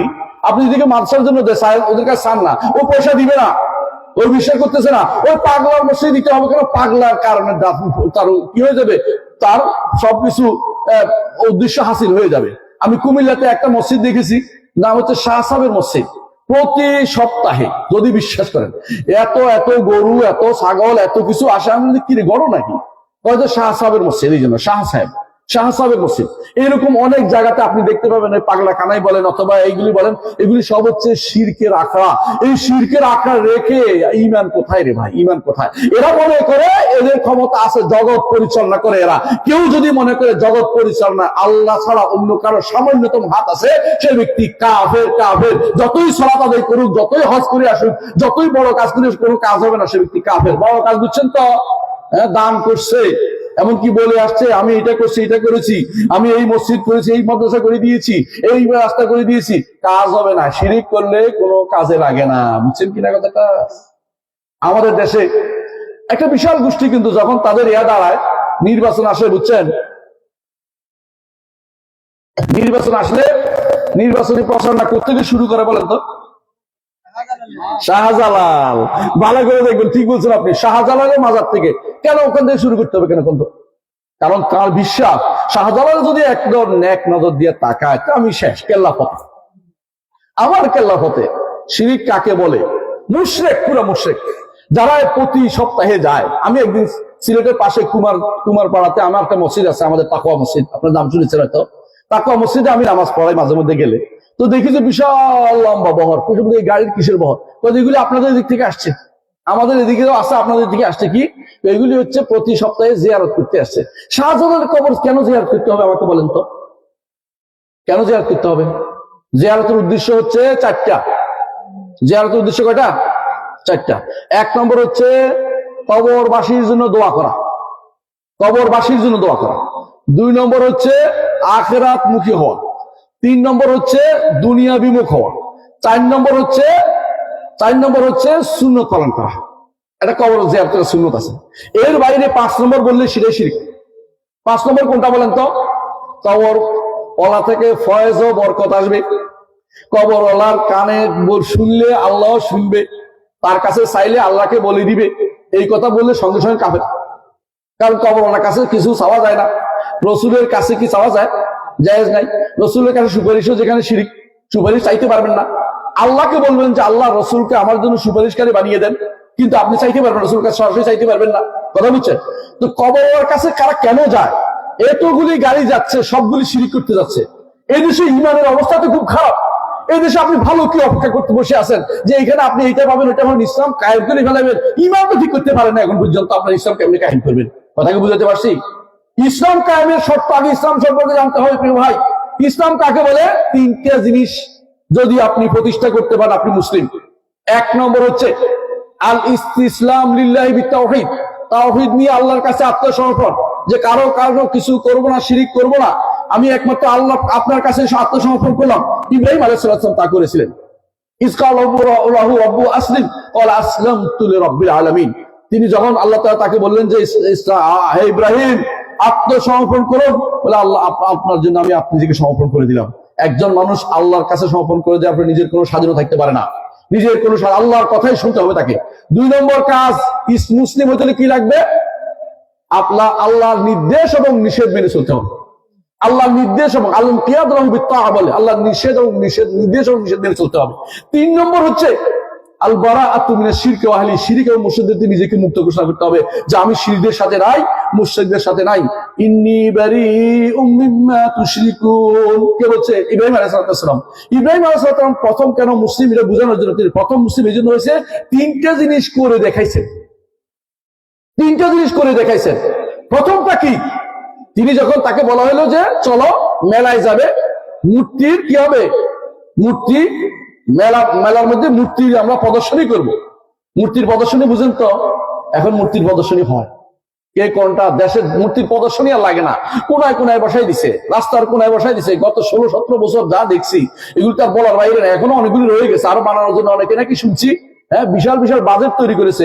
আল্লাহ, এগুলি শিরকি আকরা কিছুই না, এগুলি কোনোভাবে বৈধ হতে পারে না, এগুলি হারাম ছাড়া কিছুই না। যারা এগুলি বানাবে আল্লাহর কাছে জবাবদিহি করতে হবে, যদি ক্ষমতাতে এগুলি বানায় আল্লাহর কাছে জবাবদিহি করতে হবে। আমরা এগুলির বিরুদ্ধে প্রতিবাদ করছি, এগুলি হারাম ছাড়া কিছুই না, এগুলির বিরুদ্ধে এগুলি কোনোভাবেই মুসলিম দেশে এগুলি স্থান পাইতে পারে না। কোনায় কোনায় মূর্তি দাঁড় করে ইসলাম মূর্তির প্রদর্শনী করতেছেন। ইব্রাহিম আলাইহিস সালাম কি বললেন? ইন্নী সাকিম, আমার মন ভালো নেই, আমার মন ভালো না, আমি যাব না। কি চুপ ছিলেন? না। সবাই যখন চলে গেছে একটা একটা করে ব্যাঙ্গে চূর্ণ করে ফেলছে। সবাই এসে বলছে কে করলো কে করলো, বলছে ইব্রাহিম নামে একটা ছেলে ছোকরা করতে পারে, এইটা শুধুমাত্র দেখছি খারাপ করলো এটারে। হ্যাঁ, কে বলতেছে, একজন বলছে আল্লাহ তা করুন, খাও না কেন? ইব্রাহিম আসলাম কি করছে, যাইয়া খাবার নিয়ে দিচ্ছে, কি খাস না খা। তো দেখে বলতে কি খাবে, ও তো কথা বলতে পারে না। উফিল্লাকুম আলিমা তা'বুদুন মিন দুনিল্লাহ, কথাই বলতে পারে না, খাওয়াচ্ছ তোমরা, এই সামনে এগুলি দাও কেন তোমরা, এগুলি কেন দিচ্ছ? আরে খারাপ বলতেছে, এটা পোড়াই ফেলো পোড়াই ফেলো, এটা পোড়াই ফেলো। মানে সব সহজ সহজ উত্তর হলো মেরে ফেলো, সহজ উত্তর হলো মেরে ফেলো, উত্তর নাই, জবাব দিতে পারবে না কিন্তু মেরে ফেলতে পারবে। এটাই তাদের বড় উত্তর। যারা জিয়া টাইপের, মানে তাদের যে অথরিটি, তাদের আর কোনো কাজ নাই, কি মেরে ফেলো, সোজা কথা হলো মেরে ফেলো, অত্যাচার করো, জুলুম করো, এটা তাদের মেরে ফেলো। শিরকের বিরুদ্ধে কথা বললে অনেকের গায়ে আগুন লেগে যায়। অনেকে বলে শিরকের বিরুদ্ধে কথা বলে মানুষের মধ্যে বিভেদ তৈরি করতেছে। ওই বিভেদ তো আমার নবী তৈরি করে গেছে, বুঝছেন না? ওই বিভেদ আমার নবী তৈরি করে গেছেন। কারণ আরব মুশরিক সমাজ চাইছিল ঐক্য করতে। মুহাম্মদ রাসূলুল্লাহ সাল্লাল্লাহু আলাইহি ওয়াসাল্লামের কাছে আসে একটা প্রস্তাব দিছে। কি প্রস্তাব দিছে বলেন তো? যে 1 বছর আপনার মূর্তির ইবাদত করে দেব, আপনার আল্লাহর ইবাদত করে দেব, আরেক বছর আপনি আমাদের মূর্তির ইবাদত করে দেবেন। সুন্দর, আগে কি সুন্দর রাত কাটাইতাম, মানে সুন্দর মিলেমিশে চলতাম, আমাদের আপনি বিরোধিতা করেন না, দয়া করে এখন ক্ষান্ত হন। কি প্রস্তাব, বাপরে বাপ! আল্লাহ তাআলা আয়াত নাযিল করে দিলেন, মেনে নিছেন না? আল্লাহ মেনে নিছেন না? না, কি বলেছেন? কুল ইয়া আইয়ুহাল কাফিরুন, হে কাফির গোষ্ঠী, লা আ'বুদু মা তা'বুদুন, যেগুলি ইবাদত তোমরা করে, ইবাদত আমি করতে পারি না। আল্লাহর দ্বীনের সাথে অন্য কিছু আসতে পারে না। লা তালবিসুল হাক্কা বিল বাতিল, হক এবং বাতিল কখনো একসাথে করিও না। লা তালবিসুল হাক্কা বিল বাতিল, হক বাতিল একসাথে হতে পারে না। আপনি যেখানে কোরআন তেলাওয়াত হবে গীতা পাঠ হতে পারে না, যেখানে গীতা পাঠ হবে কোরআন তেলাওয়াত হতে পারে না। কথা কি বুঝাতে পারছি? এক জায়গা দুইটা একসাথে করতে পারেন না। আপনি আমি যেটা করতেছে, অধিকাংশ রাজনৈতিক কারণে যেগুলি করতেছে, আল্লাহর কাছে জবাবদিহি করতে হবে। দিন নিয়ে ঠাট্টা মশকারি করতেছে, এগুলি কখনো ইসলাম অনুমোদন করে না। কোরআন যেখানে সেখানে চলতে পারে না। হক এবং বাতিল মনে করতে হবে। ইসলাম হক আর অন্য সবগুলি হচ্ছে বাতিল। এইটা যদি কেউ বিশ্বাস না করে ইমানদার হয় না, এখন সে কাফের হয়ে গেছে। বুঝছেন আমাদের কথাটা? আপনি এখন বললেন যে আমরা রাজনৈতিক কারণে এটা মানতে ওইটা মানতে, রাজনৈতিক কারণে কুফরি কি মানা জিনিস? কিসের রাজনীতি, কিসের রাজনীতি এটা? বন্ডা মিশা হয় কি? যে ব্যক্তি কুফরিকে প্রশ্রয় দেয় তার কিসের রাজনীতি এটা? কুফরিকে প্রশ্রয় দেওয়ার শরীয়ত অনুমোদন করে না কোনোদিন। আপনি কি জন্য এটাকে প্রশ্রয় দিচ্ছেন? বলে কেন প্রশ্রয় দিচ্ছেন? ইসলামের নাম করে যদি দেন, আপনি হারাম কাজ করতেছেন, আপনি কুফরি করতেছেন, করতে পারেন না। এটা ইসলাম কোনদিন এটাকে অনুমোদন করে না। তাহলে কুলিয়া আইয়ুহাল কাফিরুন লা আ'বুদু মা তা'বুদুন ওয়ালা আনতুম আ'বুদুনা মা আ'বুদ, আমি যারা ইবাদত করি তোমরা তার ইবাদতকারী নও। এখন বলতে পারেন যে আরব মুশরিক তো আল্লাহর ইবাদত করতে না? করতো। কারণ যদি একমাত্র আল্লাহর ইবাদত না করে, আল্লাহ ওই ইবাদত নেন না। কথা বুঝতে পারছি? আপনি মনে করলেন যে মসজিদেও গেছি, মন্দিরেও যাই, দুইটাই তো হ্যাঁ ইবাদত খানা, দুইটাই তো ইবাদত করে আসি। হ্যাঁ, আপনি আল্লাহর ইবাদত করছেন, আর কি করছেন? কুফরের ইবাদত করছেন। তো এই জন্য আল্লাহ তাআলা আপনার আল্লাহর ইবাদত নিবেন না। আল্লাহ আপনার নামাজের নিবে না। আপনার নামাজ আল্লাহর কাছে 1 পয়সারও মূল্য নেই। আপনি এবং আবু জাহেল সমান সমান। কেন আবু জাহেল সমান সমান বলছি? আবু জাহেল কাবা ধরে আল্লাহর কাছে কাঁদতেছে। কোন দিন? বদরের আগের রাত্রিতে কাবা ধরে কাঁদতেছে, আল্লাহ যে আমাদের ভাইয়ে ভাইয়ে শত্রুতা তৈরি করে দিল। কার কথা বলছে বুঝছেন তো? কার কথা? আল্লাহ নবীর কথা বলতেছে। নাউযুবিল্লাহ। সে উল্টা বদদোয়া করতেছে, আল্লাহ যে আমাদের ভাই ভাই শত্রুতা তৈরি করে দিল, আমাদের সুন্দর সমাজকে খান খান করে দিল, আমাদের মধ্যে বিষ বাষ্প ছড়িয়ে দিল, আমাদের মধ্যে পৃথকী করে দিল, আমাদের মধ্যে ভাগ ভাগ করে দিল। আগামী দিন আল্লাহ তাকে পিছিয়ে পেল। দোয়া করতেছে, আল্লাহর কাছে দোয়া করতেছে। চিন্তা করেন, দোয়া কিন্তু আল্লাহর কাছে কম করতেছে না। কাবার গিলাপ ধরে, কাবার দরজা ধরে দোয়া করতেছে, আল্লাহ কবুল করে তারে। বুঝছেন তো? আল্লাহ ঠিকই কবুল করছে, ওরে পিছিয়ে ফেলছে। কারণ রাসূলুল্লাহ সাল্লাল্লাহু আলাইহি ওয়াসাল্লাম খারাপ চানে, সে খারাপ চাইছে। যে কুফরি চাইছে, কুফরি তো কোন আল্লাহ তাআলা কুফরি জিনিস তো আল্লাহ তাআলা মানবেন না। এই জন্য আল্লাহ তাআলা তাকে কি করেছেন? তাদেরকে ধ্বংস করেছেন। আরবরা মানে রাসূলুল্লাহ সাল্লাল্লাহু আলাইহি ওয়াসাল্লাম যে যুগে ছিল, সে যুগে কিন্তু আল্লাহকে মানতো না তা নয়। তারা কি করতো দেখেন, তালবিয়া পাঠ করতো, হজের তালবিয়া পাঠ করতো, হজ করতো। আবু লাহাব কিন্তু, আবু জাহাল এটা কিন্তু হাজি ছিল, আল হাজ ছিল। এখনো কিন্তু দেখবেন যে অনেকগুলো আমাদের যারা রাজনৈতিক নেতাদের মধ্যে অনেকেই যারা ইয়াতে বিশ্বাসী, সেকুলারিজমে বিশ্বাসী আছে, এগুলি সব হজ করে আসে কিন্তু। এবং আপনাদের এদিকে আশেপাশে কিছু আছে সারা জীবন বাম রাজনীতি করেছে। বামগুলি তো সবচেয়ে নিকৃষ্ট মানুষ, এগুলো কিন্তু মানুষের কাতারে পড়ে না। কারণ বাম মানে কি? মানে বাম মানে দিন মানি না, সেটা তো বুঝছেন। এটা বাম মানে দিন মানার কোনো সুযোগ নেই। বাম অর্থ এটা, বামা খেপা বামা। বাম মানে এরা নিজের ব্যাখ্যা দাঁড় করায় এরা। এই মানুষগুলো যখন দেখবেন যে এরা কিন্তু এখনো ওই এদের কাছে ও নিজের মতো করে একটা ব্যাখ্যা দাঁড় করানো আছে। কথা বুঝতে পারছি? তো এরা কিন্তু, আরবরা কিন্তু এই আল্লাহকে মানতো, কিন্তু হজও করতো। আবু জাহালরা হজ করতো কি দিয়ে? তাদের একটা কালেমা ছিল। কালেমাটা শুনবেন, লাব্বাইক আল্লাহুম্মা লাব্বাইক। এটা আমরা বলি না? আল্লাহ আমি হাজির, আল্লাহ আমি হাজির, আল্লাহ আমি হাজির, আপনার দরবারে হাজির। বুঝছেন, আপনার আল্লাহর ঘরের কাছে যাচ্ছি, হাজির না, এটা হাজিরা দেওয়ার জন্য যাচ্ছি।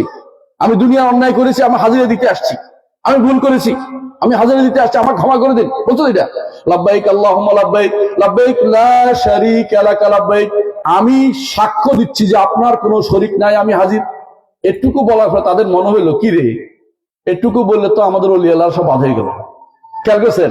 তখন সঙ্গে সঙ্গে তারা যুক্ত করে দিছে, ইব্রাহিম আলাইহিস সালামের কালেমা বদলাই ফেলছে, তালবিয়া বদলাই ফেলছে। কি বলছে? ইল্লা শারীকান হুয়া লাকা তামলুকুহু ওয়া মা মালাক। তবে কিছু শরীক আছে যেগুলি আপনি মালিক, তারা আপনার মালিক না। এবারে ওই তবে দিয়া, বুঝছেন তো, তবে দিয়া দিয়া ওলি আল্লাহদেরকে ভিতরে ভিতরে ঢুকাইছে, যে ওলি আল্লাহদেরকে একটা খুশি রাখতে হয়। আজাল আলিয়াতা ইলাহু ওয়াহিদা ইন্না হাযা লাশাইউন উজাব। ওলি আল্লাহদের খুশি রাখতে হলে কিছু কিছু বলতে হবে, যে কিছু কিছু তো আছেই, সব তো আর বাদ দেওয়া যাবে না। আল্লাহর ওলিদের কিছু কিছু মেনে চলতে হয়। কথা বুঝছেন কিনা? এটা কারা করতো? আরবের মুশরিকরা কইতো। এইটার বিরুদ্ধেই আমার নবী যুদ্ধ করেছেন। আর আপনার দেশে এইটা যে ব্যক্তি করবে তাকে আপনি ওয়াহাবি বলেন, কেউ মাদখালি বলে, কেউ আলে হাদিস বলে, কেউ সালাফি বলে, কেউ মুক্তমুখ বলে, কেউ নারকাটা বলে, মানে যা মুখে আসে তা বলে। ও গালি গালা দিচ্ছে যে আমরা আল্লাহ ছাড়া কারো ইবাদত করব না, আল্লাহ ছাড়া কারো কাছে ধর্ণা দিব না, আল্লাহ ছাড়া কেউ আমার উপকার বা ক্ষতি করতে পারে না, আল্লাহ ছাড়া কেউ আমার কিছু করার মতো ক্ষমতা রাখে না, আল্লাহই শুধুমাত্র আমার ভালো মন্দের মালিক, আর কেউ আমার ভালো মন্দের মালিক না। তিনি যদি মঞ্জুর না করেন আমি কোনদিন জান্নাত যেতে পারবো না, তিনি যদি মঞ্জুর না করেন তাহলে আমি কোনদিন মাফ পেতে পারবো না। কথা কি বুঝতে পারছেন? আল্লাহর কাছে আপনার সবকিছু আশ্রয় চাইতে হবে, সবকিছু থেকে তিনি শুধু আশ্রয় দিবেন। কোন শয়তানের কাছে আশ্রয় নিতে পারবেন না, কবরের কাছে আশ্রয় নিতে পারবেন না, মাজারের কাছে আশ্রয় নিতে পারবেন না। এইগুলি যদি কোনো আপনি ঠিক করতে পারেন, আপনি ঈমান ঠিক আছে, আপনার ঈমান ঠিক নেই। কথা কি বুঝতে পারছি? ঈমান ঠিকের জন্য এই জন্য প্রথম যে কাজটি করতে হবে, অবশ্যই আল্লাহকে রব মানবেন। আমি আল্লাহকে রব মানতে কয়টা বলছি মনে আছে তো? আল্লাহকে রব মানতে হলে দুইটা, একটা হলো আল্লাহ জাতকে মানতে হবে, এবং সেটাকে কয়টা জিনিস বলতে বলেছি, আল্লাহর ফেলকে, কর্মকে মানতে হবে। আল্লাহর কর্ম তিনটা বড় কর্ম, একটা হচ্ছে তিনি স্রষ্টা, দ্বিতীয় তিনি মালিক, তৃতীয় হচ্ছে তিনি জগতে সবকিছু পরিচালনা করেন, আর কেউ কোনো কিছু পরিচালনা করতে পারে না। 3 নম্বর, এবার আসেন 2 নম্বর, আল্লাহ তাআলার নাম ও গুণ স্বীকৃতি দিবেন। আল্লাহ তাআলা যত নাম আল্লাহ নির্ধারণ করবেন, আর কাউকে দিবেন না। আল্লাহর গুণগুলি আল্লাহর জন্য স্বীকার করবেন। আল্লাহর গুণের মধ্যে 3টা গুণ সবচেয়ে বড়, এই 3টা উল্লেখ করবো, বাকি উল্লেখ করবো না। একটা হচ্ছে তিনি সব ক্ষমতার অধিকারী, আর কেউ কোনো ক্ষমতা রাখে না। কথা বলছেন কিনা? আল্লাহ তাআলা সমস্ত ক্ষমতার অধিকারী। আল্লাহ যাকে যতটুকু ক্ষমতা দিয়েছে সে পারে। জীবিত মানুষ কিছু ক্ষমতার অধিকার আছে, মরা মানুষ কোনো ক্ষমতার অধিকার নেই। জীবিত মানুষও যদি উপস্থিত থাকে সে আপনাকে কিছু একটা দিতে পারে। যেমন আমি বলতে পারি যে আমার চাটা ঠান্ডা হয়ে গেছে, একটা চা দেন, বলতে পারি, কারণ জীবিত মানুষ আছে। কিন্তু আমি যদি বলি যে ও খান জাহাঙ্গীর সাহেব আমার একটা চা খাওয়ান, তাহলে শিরক হবে এটা, কারণ সে তো অনুপস্থিত এবং সে মরা অনুপস্থিত, অক্ষম, এর কাছে কিছু চাওয়া যায় না। কিন্তু জীবিত, উপস্থিত এবং সক্ষম, তার কাছে চাওয়া যায় যাচ্ছে। আমি আপনাকে বলতে পারো ভাই আমাকে 1 গ্লাস পানি দেন, কথার কথা। কিন্তু আমি যদি বলি যে ও শাহজালাল সাহেব আপনি আমাকে একটা পানির ব্যবস্থা করে দেন, আপনি কিন্তু সঙ্গে সঙ্গে কাফের হয়ে গেছেন, কারণ আপনি এখানে শিরিক করেছেন। কথা বুঝছেন? আপনার এই তিনি তার এই ক্ষমতা নাই। দ্বিতীয়ত আরেকটা জিনিস আছে, ক্ষমতা জায়গাতে কার? কুদরতে কার? আল্লাহ। আল্লাহর একমাত্র সমস্ত কুদরতে কামেলার ক্ষমতা আল্লাহ। আর হচ্ছে সমস্ত গায়েবী জ্ঞান কার? আল্লাহ। আল্লাহ ছাড়া কেউ গায়েব জানে না। কেউ যদি বলে মুহাম্মদ রাসূলুল্লাহ গায়েব জানে, তাহলে সে ব্যক্তি কাফের, কোনো সন্দেহ নাই। এবং যে ব্যক্তি আব্দুল কাদের জিলানী, সে ব্যক্তি গায়েবের খবর রাখে, সে ব্যক্তি কাফের। আপনি এখন কবরওয়ালার কাছে যা যা বলছেন এই বিশ্বাসে করেন যে তিনি আমার সম্পর্কে জানেন, ঠিক না? অনেকে এটা করে না, মনে করেন তিনি তো খবর রাখেন, মরার পরে তাদের নাকি আরো ক্ষমতা বেড়ে যায়।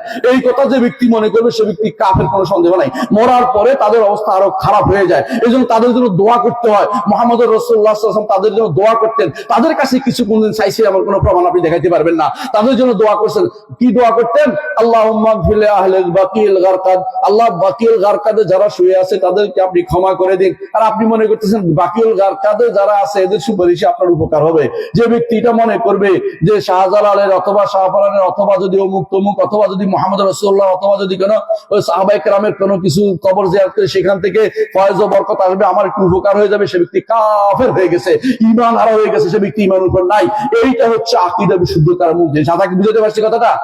কারণ তারা গায়েব জানে না, তাদের এই ক্ষমতাও নাই, গায়েবও জানে না, ক্ষমতাও নাই।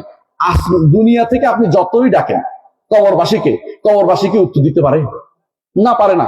কবরবাসী আল্লাহ যদি কোনদিন কাউকে শোনায়, এটা ব্যতিক্রম জিনিস, এটা আলাদা জিনিস, এটা আমাদের কাছে খবরও আসবে না। আল্লাহ কাউকে শোনাতে চাইলে অনেক কিছু শোনাইতে পারে, এটার সাথে কোনো সম্পৃক্ততা নেই। মূল জিনিস হচ্ছে কবরবাসী কিছু শোনে না। ওয়ামা আনতা বিমুসমিইন মান ফিল কুবুর, যারা কবরে আছে হে নবী আপনি তাদেরকে শোনাইতে পারবেন না। নবী যেখানে শোনাইতে পারবেন না, আপনি কোত্থেকে শোনাবেন? আপনি শোনানো যায় কোথায়? আপনি কোত্থেকে শোনাবেন তাদেরকে? কবরবাসীর কাছে কবরবাসী বিপদে আছে, তাদের কবরের উপরে যদি করে কেউ একটা ইট তুলে তাদের উপরে কষ্ট দেওয়া হয়, কারণ কবরবাসী কষ্ট পায়। হাই জীবিত মানুষ যেভাবে কষ্ট পায়, মরা মানুষ তেমনি কষ্ট পায়। কবর উপরে হাঁটা কষ্ট দেওয়া হয়, কবর উপরে ইট তোলা কষ্ট দেওয়া হয়, কবর উপরে সৌধ তোলা কবরবাসীকে কষ্ট দেওয়া হয়। এগুলি একদিকে হারাম, একদিকে কবরবাসীকে কষ্ট দেওয়া হয়। এই কবর বাধাই করা নিষেধ, কবরের নাম লেখা নিষেধ, কবরকে কোন রকমের নাম বাসায় কবর উপরে কি সৌধ নির্মাণ করা নিষেধ। অথচ বেশিরভাগ বর্তমান সময়ে দেখবেন যে এই শিরকের মধ্যে সবাই লিপ্ত রয়েছে, এই গুনার মধ্যে সবাই লিপ্ত রয়েছে, অথচ এই ব্যাপারে কারো কোনো মাথা ব্যথা নাই। সবাই এই করেনগে সেই করেনগে, ওয়াজ করতে গেলে দুনিয়ার সব ওয়াজ করে ফেলছে। ইমান ঠিক করছে কিনা আগে দেখেন, আপনার আশেপাশে এগুলি ইমান ঠিক আছে কিনা খোঁজ নেন। এগুলি কি ইমানের দাওয়াত দেয়? আপনার দায়িত্ব, আমার দায়িত্ব, প্রথম দায়িত্ব হচ্ছে এটা। কারণ মুহাম্মদুর রাসূলুল্লাহ সাল্লাল্লাহু আলাইহি ওয়াসাল্লাম এই দাওয়াত তিনি কত বছর দিয়েছেন বলতে পারবেন? কত বছর? মৃত্যুর আগ পর্যন্ত দিয়েছেন। কত বছর? 40 বছর থেকে শুরু করে 63 বছর পর্যন্ত তিনি এই পুরো 23 বছর জিন্দিগিতে এই পুরো দাওয়াত দিয়েছেন। বলতে পারেন শুধু মক্কার জিন্দিগি দেয় নাই, মদিনার জিন্দিগিও তিনি দিয়েছেন। সর্বশেষ যাকে তিনি পাঠিয়েছেন, তিনি যাকে সর্বশেষ পাঠিয়েছেন মুআয ইবনে জাবাল রাদিয়াল্লাহু আনহু ইয়েমেনে পাঠিয়েছেন। ইয়েমেনে মুআয ইবনে জাবাল রাদিয়াল্লাহু আনহুকে পাঠিয়েছেন ইয়েমেনে, এবং বলেছেন মুআয তুমি এসে হয়তো আমাকে আর জীবিত পাবে না। তিনি এসে আর তাকে জীবিত পাননি, এর আগে তো রাসূল দুনিয়া থেকে চলে গেছেন। কিন্তু পাঠানোর সময় বলেছেন প্রথম তুমি যাবে, যে তাদেরকে প্রথম তাদেরকে ডাকবে শাহাদাতু আল্লা ইলাহা ইল্লাল্লাহ, আল্লাহ ব্যতীত কারো ইবাদত পাওয়ার যোগ্যতা নাই, আল্লাহ ছাড়া কারো ইবাদত করব না, এই দাওয়াত সবার আগে তুমি পৌঁছাবে। বুঝছেন কিনা কথাটা? সবার আগে পৌঁছানো, সর্বশেষ তার এইটাই ছিল ওসিয়ত। এমনকি তিনি এই ওসিয়তের কথাই তিনি মৃত্যুর আগে বলে গেছেন, যারা যারা এই কালেমা পড়ে মারা যাবে তাদেরকেও তিনি বলছেন যে তারা কি পাবে? তারা নাজাত পাবে। কি? যে ব্যক্তি বলবে লা ইলাহা ইল্লাল্লাহ বলে মরে যাবে সে ব্যক্তি নাজাত পাবে, কারণ তার কালেমা ঠিক করছে, অর্থাৎ তার আল্লাহ ছাড়া কারো ইবাদত করে নাই। কিন্তু আল্লাহ শুধু কালেমা পড়লে যদি কোনো ইবাদত করতে করতে শিরক করতে করতে কালেমা পড়ে লাভ আছে? কোনো লাভ নেই। অনেকে তো কালেমা পড়তে পড়তে গাছে উঠে যায়, অনেক কলমা পড়তে প্যান্ডেলে উঠে যায়, কলমা তো লাভ দিয়ে গায়ে উঠে পড়তেছে। আমি একদিন দেখলাম কি লাভ দিয়ে পড়তেছে, আর ও বেটাও পাগল, বেটা করতেছে আমার পাগল, আমার পাগল। তোমার পাগল হইবে কেন? ও পাগলের সঙ্গে তোমার কি সম্পর্ক কেন? তুমি কি পাগল নাকি? পাগলকে পাগল সাপোর্ট দিচ্ছে না, ওযুবিল্লাহ। এই কাজ করবে কেন? গাছে উঠবে কেন? রাসূলুল্লাহ সাল্লাল্লাহু আলাইহি ওয়াসাল্লাম সাহাবীরা কোন গাছে উঠছিল না মাছে উঠছিল না প্যান্ডেলে উঠে গেছিল নাকি নদী কিসের উপর পাড়ে গেছিল গাছ? এই জাতীয় জিনিসগুলো হচ্ছে সবগুলো হচ্ছে বিভ্রান্তি। এরা কতগুলো শয়তান তৈরি করে, শয়তান তাদেরকে ও মাথার প্যান্ডের ভিতরে এটা উঠে যায়, লাভ দিয়ে উঠে, শয়তান লাফা ব্যাঙের মতো লাফাই থাকে। এরা সবগুলো হচ্ছে বিভ্রান্ত, পথভ্রষ্ট। এগুলি আশেপাশে অনেক দেখবেন যে ওলি আল্লাহর নাম দিয়া এখানে এসে ওয়াজ করতেছে, আশেপাশে এরকম দেখবেন যে পুরা মাঠ দখল করে ফেলতেছে, এবং হাজার হাজার মানুষ আসতেছে, এদের কান দিয়ে মরতেছে। কি জন্য কাঁদে? এটা তো বুঝে না কেন কাঁদে। তার কাঁদাতে হবে আল্লাহর কাছে। কি জন্য কাঁদে? সুর দিয়ে গিয়ে কাঁদে। সুর আছে, সুর দিয়ে কাটতেছে, সুর দিয়ে কাদার জিনিস নয়, আল্লাহর জন্য একান্তে কাদার জিনিস। মুহাম্মদুর রাসূলুল্লাহ সাল্লাল্লাহু আলাইহি ওয়াসাল্লাম বলেছেন, যে ব্যক্তি একান্তে আল্লাহকে স্মরণ করছে, আল্লাহর আযাবের কথা স্মরণ করছে, হাসরের মাঠে উপস্থিত হওয়ার কথা স্মরণ করছে, তারপর যে ব্যক্তি চোখ দিয়ে পানি পড়ে গেছে, আল্লাহ তাকে আরশের নিচে ছায়া জায়গা দিবেন। আলহামদুলিল্লাহ, আলহামদুলিল্লাহ। যে ব্যক্তি এই জন্য একান্তে আল্লাহর ভয় যেন আপনার মধ্যে থাকে, যে আমি শিরিক করব না, আমি কবর পূজা করব না, আমি মাজার পূজা করব না, আমি এইসব কারো কাছে কিছু চাইবো না, একমাত্র আল্লাহর কাছে আমি সবসময় চেয়ে বেড়াবো, আর কারো কাছে কিছু চাইবো না। আমার একজন বন্ধু আছে, একটা বই লিখছে, নাম দিছে শুধু আল্লাহর কাছে চাই। বইটা খুব সুন্দর নামটা না? শুধু আল্লাহর কাছে চাই। এটা আমার নবীর নির্দেশ। যখন তুমি কিছু চাইবে আল্লাহর কাছে চাইবে, যখন তুমি সাহায্য চাইবে আল্লাহর কাছে সাহায্য চাইবে।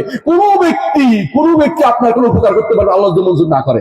আল্লাহ মঞ্জুর করবে, আপনি যদি মনে করেন যে কবরবাসীর কারণে আল্লাহ মঞ্জুর করবে, তো আপনি শিরকে লিপ্ত আছেন। কবরবাসীর কারণে মঞ্জুর করবে না। যদি বলতে পারেন কোনো ওসিলা আছে না? ওসিলা শুদ্ধ কয়টা জানেন তো? 3টা ওসিলা শুদ্ধ। 1 নম্বর ওসিলা মানে মাধ্যম, যেটাকে বলে। ওসিলা শব্দের অর্থ হচ্ছে নৈকট্য। আল্লাহর কাছে নৈকট্য লাভ যদি করতে হয় আপনাকে, ওসিলা অর্থ মাধ্যমের কথা শুদ্ধ না।